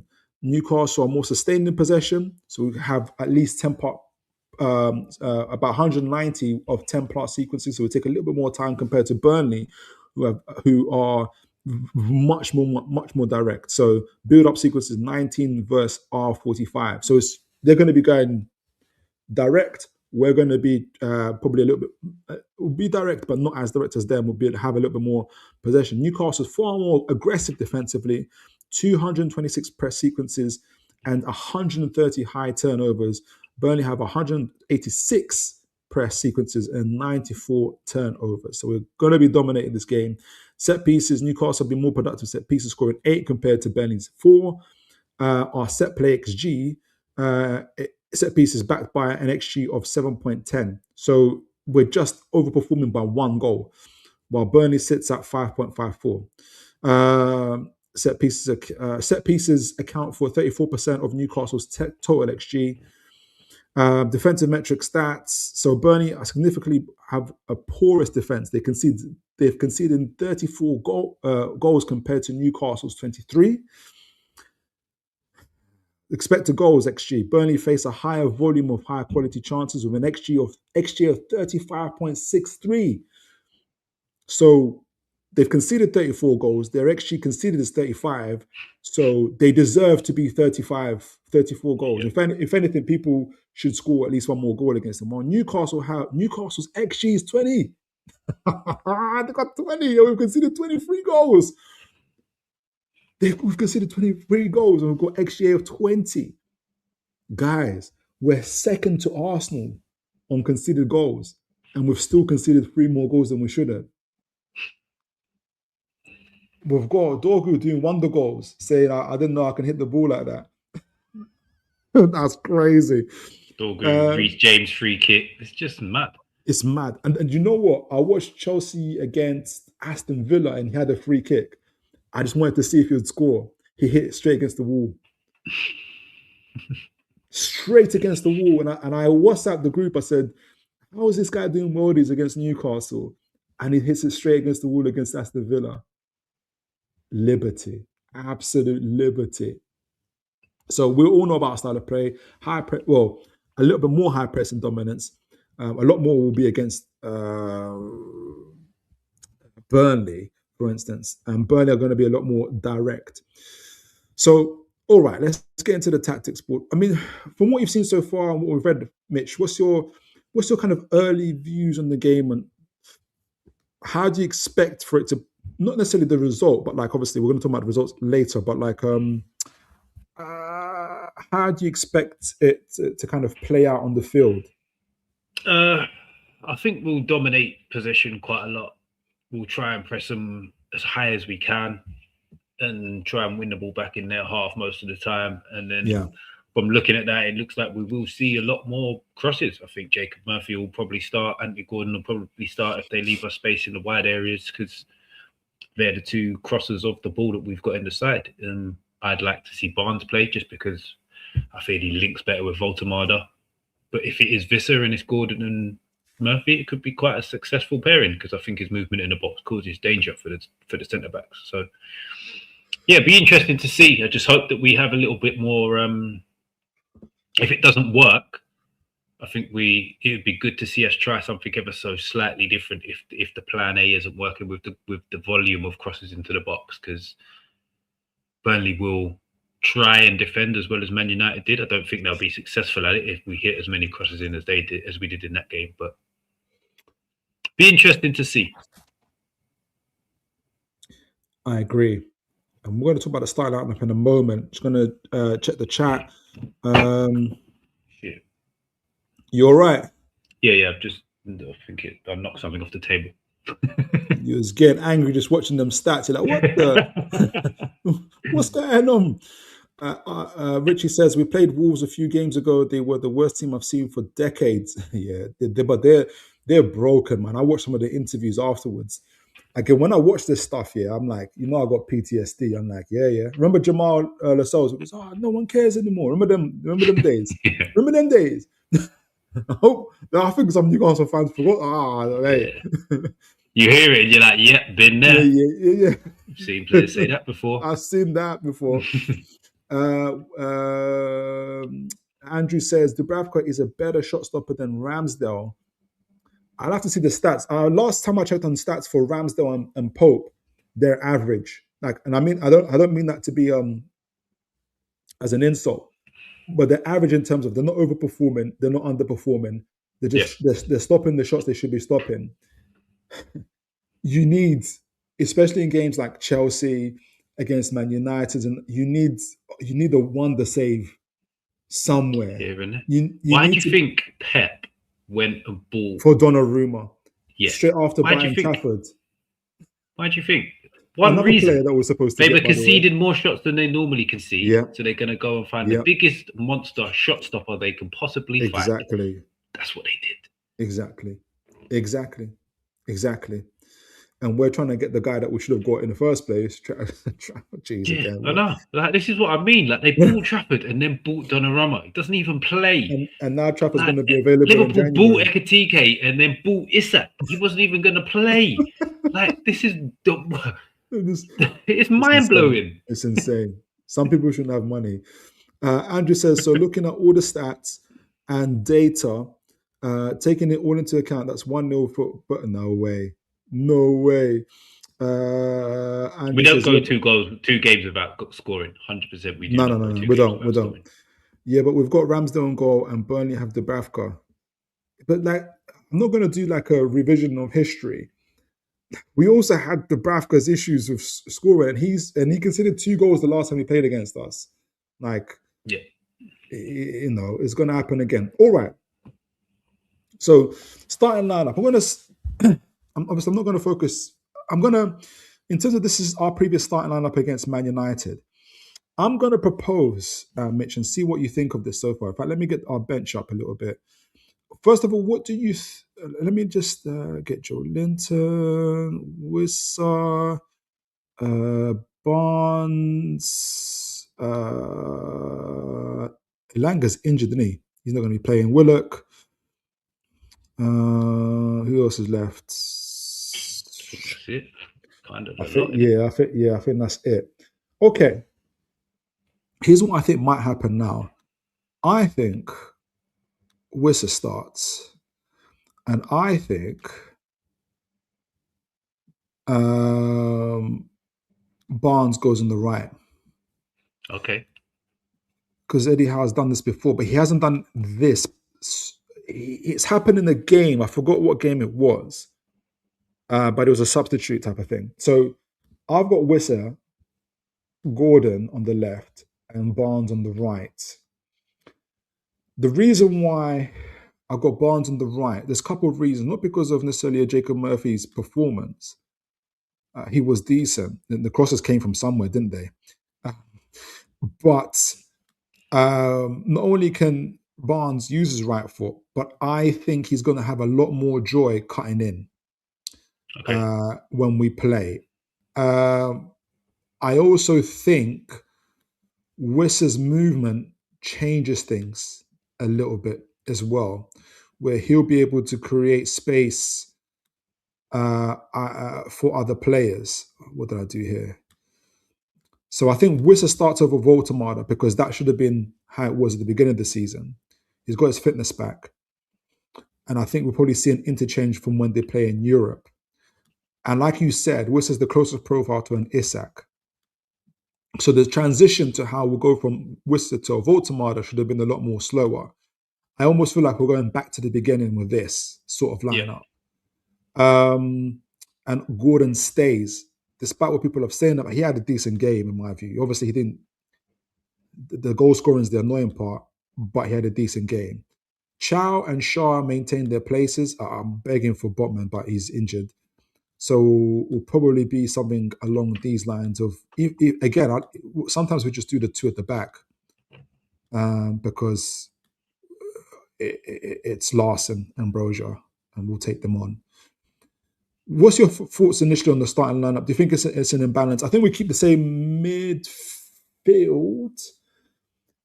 Eddie Howe might have his eye on what's the following game after Burnley? Do you have it on? Yeah, it's a home game, isn't it? Home game. Yeah, we've got Palace. Is it Palace? We've got like 4 home games in a row. Yeah, I think it's Burnley, Palace, Leeds, FA Cup, and then the semi-final with the League Cup. Let me just get this on quickly. Yeah, I think you're right. You got a very good memory, but it's yeah, you're right. It's Burnley away, then it's Palace at home, Leeds at home, FA Cup, Bournemouth at home, League Cup, City at home. Yeah, man. We have to get some results there. Yeah. So a part of me thinks Wissa starts. We keep the same midfield most likely. What's your kind of initial thoughts? Is there anything that you would change? No, not really. For me, ideally, I'd probably switch Gordon and Barnes, but I know Howe won't do that. They can do it in game. They can do it mid-game. They probably will do it at times in game, but I would like it to be sort of our default more than sort of like a little switch here and there. But other than that, I don't feel we've got much real other flexibility. Maybe you'll see Joe Willock, but yeah, no, I think that's how it's going to be. I'd love Botman to be back. I'd love either Trippier or Livramento to be back, so we can actually put a right back at right back. But part of our key now, Burnley are going to be sitting deep, and Wissa loves a transition. So we're going to learn about Wissa in tight spaces because we're going to see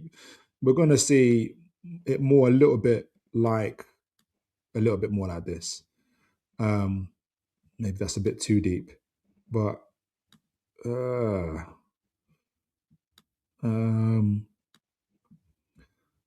sometimes they even go for a 5 at the back, as they said, with the 3 in front, defending, trying to protecting that with Borja there, something like this. So we're talking about low block. Yeah, the dreaded low block. It doesn't have to be dreaded if we get our press right. What are you hoping for? Go on, Mitch? I think with Barnes, I think the movement he creates for low blocks is always going to be a problem for him because he loves a 1-2 and he loves to play off players and he'll give it and he'll go like kind of like what Miggy used to do. As much as he went through long spells of not really getting much output, his movement off the 1-2 was always really good. And Barnes has got a little bit of that about him. So his little interchange could cause problems for any low block, to be fair. So if he can link up with Wissa and link up with Guimaraes and maybe Miley a little bit as well, I think we could see a little bit of productivity from that. And Ramsey, of course. Because he's another one similar. He loves a little give and go to create a little bit more space elsewhere. I think we're going to be... I agree. And it's going to be really interesting for me to see how Wissa moves in and around this area. There's always going to be, in the initial game when we played them at St. James Park, St. James Park is a bigger pitch, so it's going to be a bit different. But we targeted this right side, especially with Willock trying to get into these gaps. We really overloaded that right side and to try and get into behind like this. And so the main thing that Howe is not going to want to see, I know he's not going to want to see this, is us trying to play balls from here, outside of here, where you got less of a chance of scoring.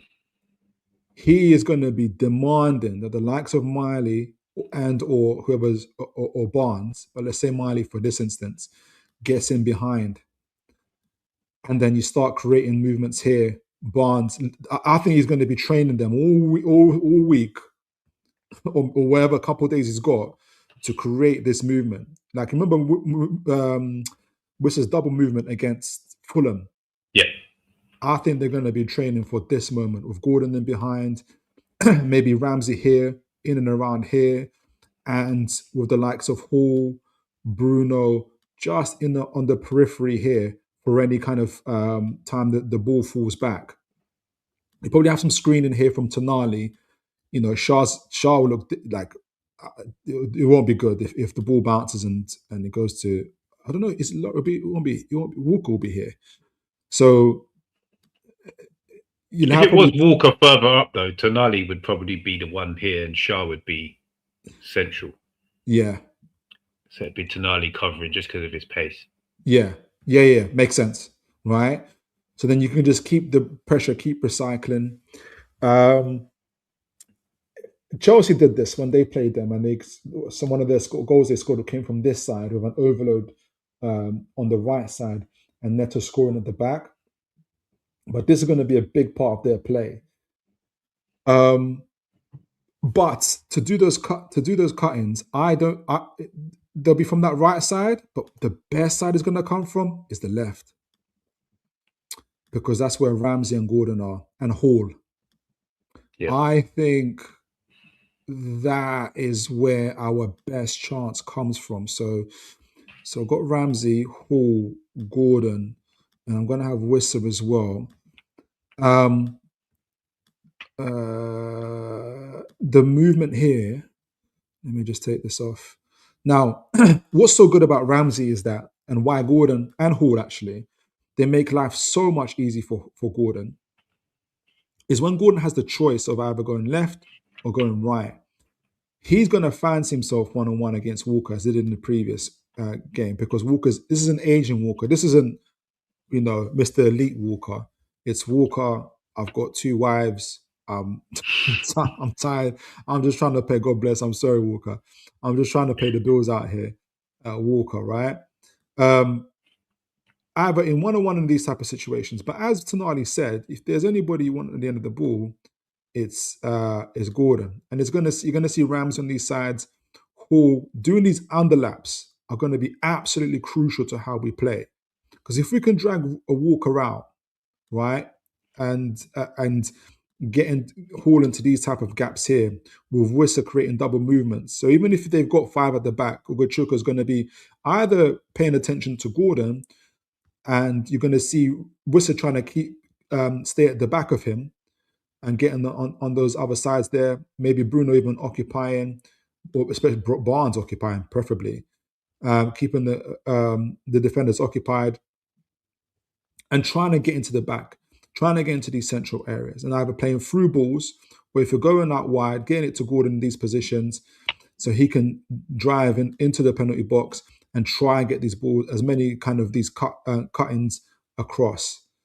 I think that's going to be the main way if we're going to try and break a play. But the main thing I'm going to be looking at as well is the tempo of which they pass the ball. It has to be fast.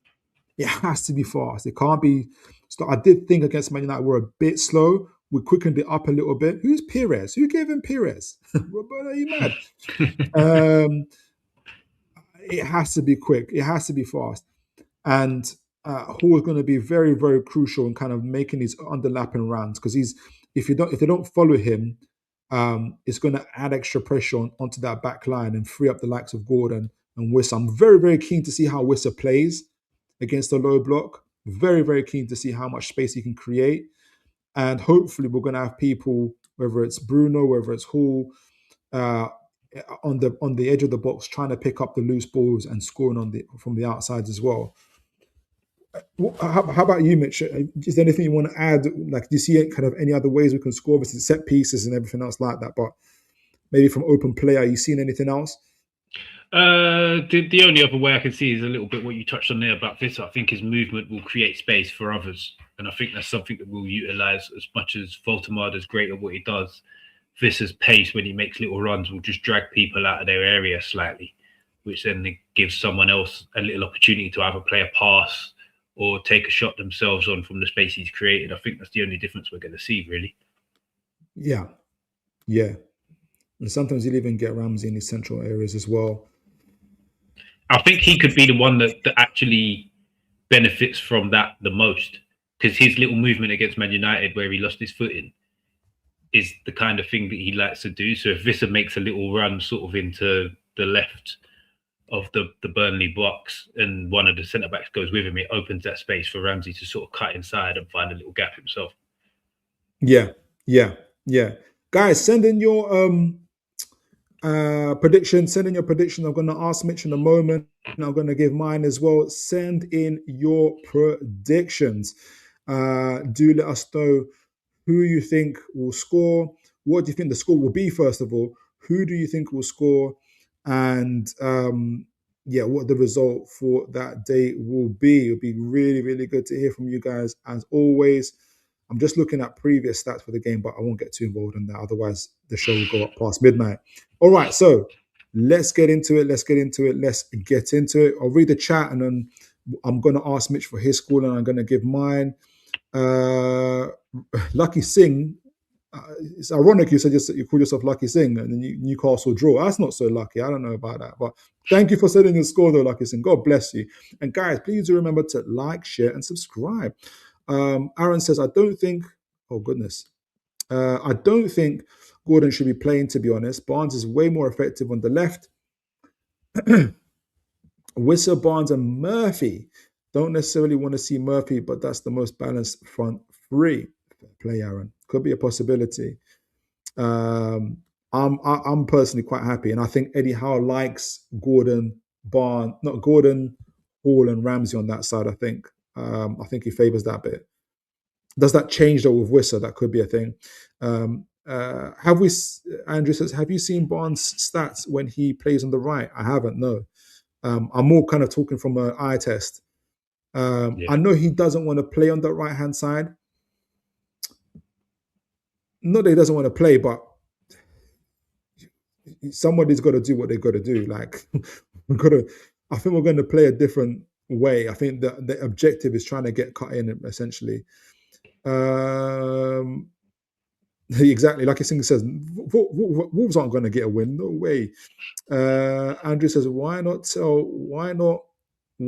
really confuse Burnley and wear our shirts back to front? Might work. Andrew says, press conference today. Andrew said Wissa is not fully match fit yet, so reading between the lines, he won't start. Or Eddie Howe is doing the old Eddie Howe skullduggery. Yeah. Eddie Howe loves a line like that. Don't know anything about the Barnes transfer. Yeah, he's next door signing the contract.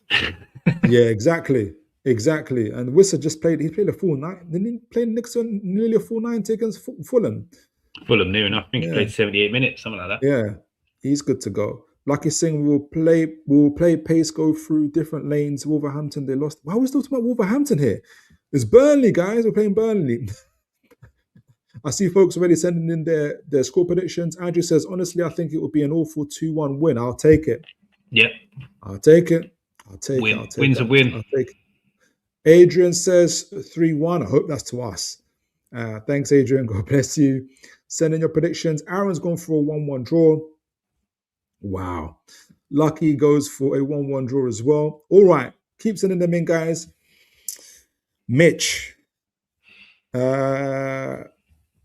What is your predictions for the game? Give me goal, give me scoreline, and give me goal scorers, please. I'm going to go 2-0 Newcastle, and it's going to be Jacob, Ramsey, and Lewis Hall. Okay, so none of the front three, yeah?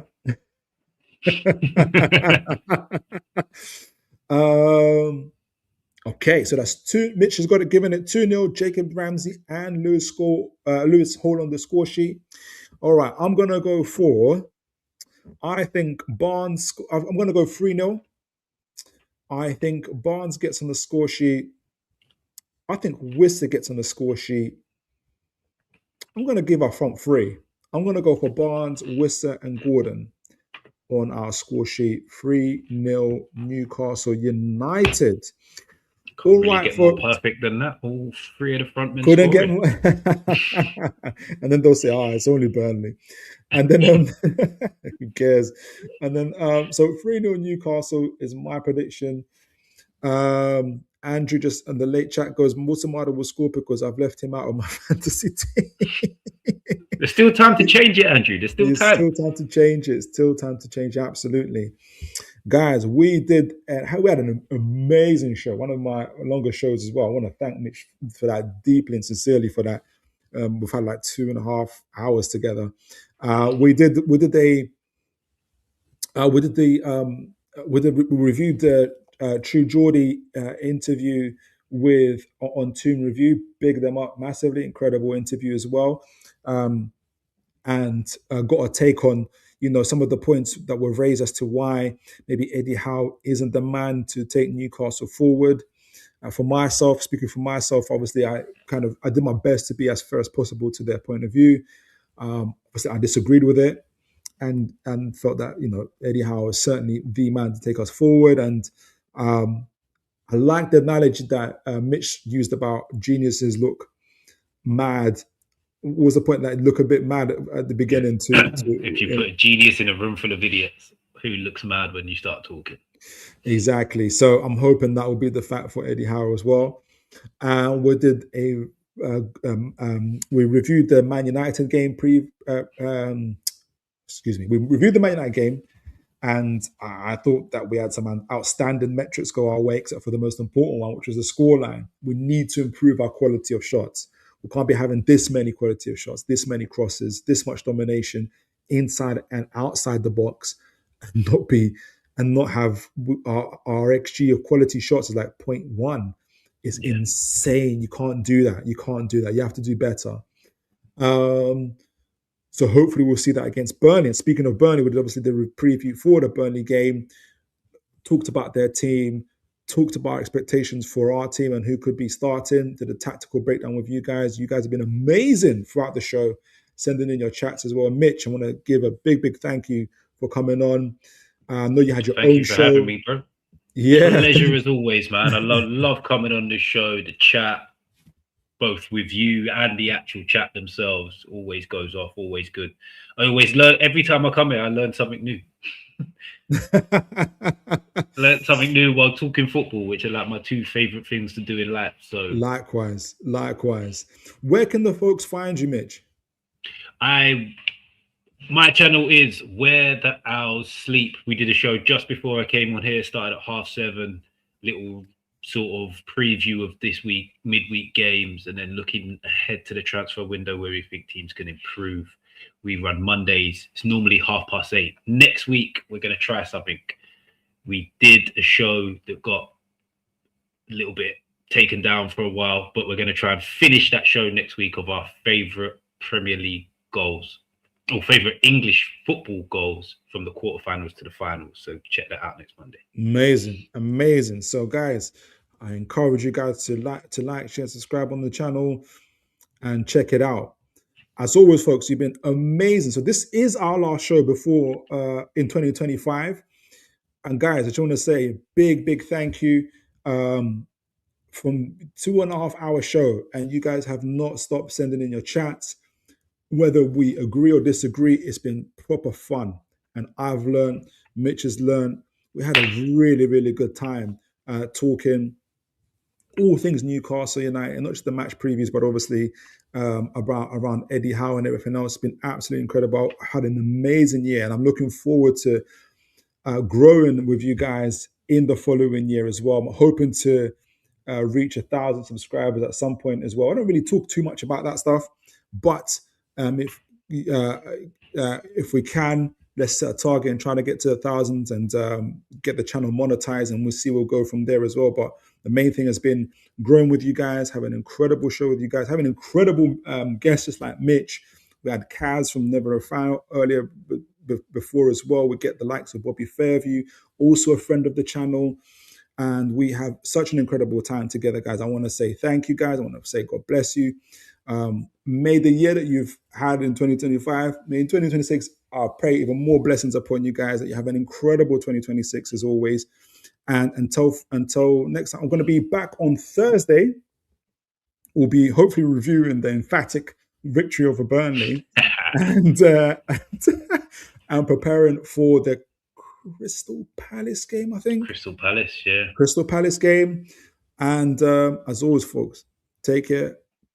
God bless and Happy New Year, guys.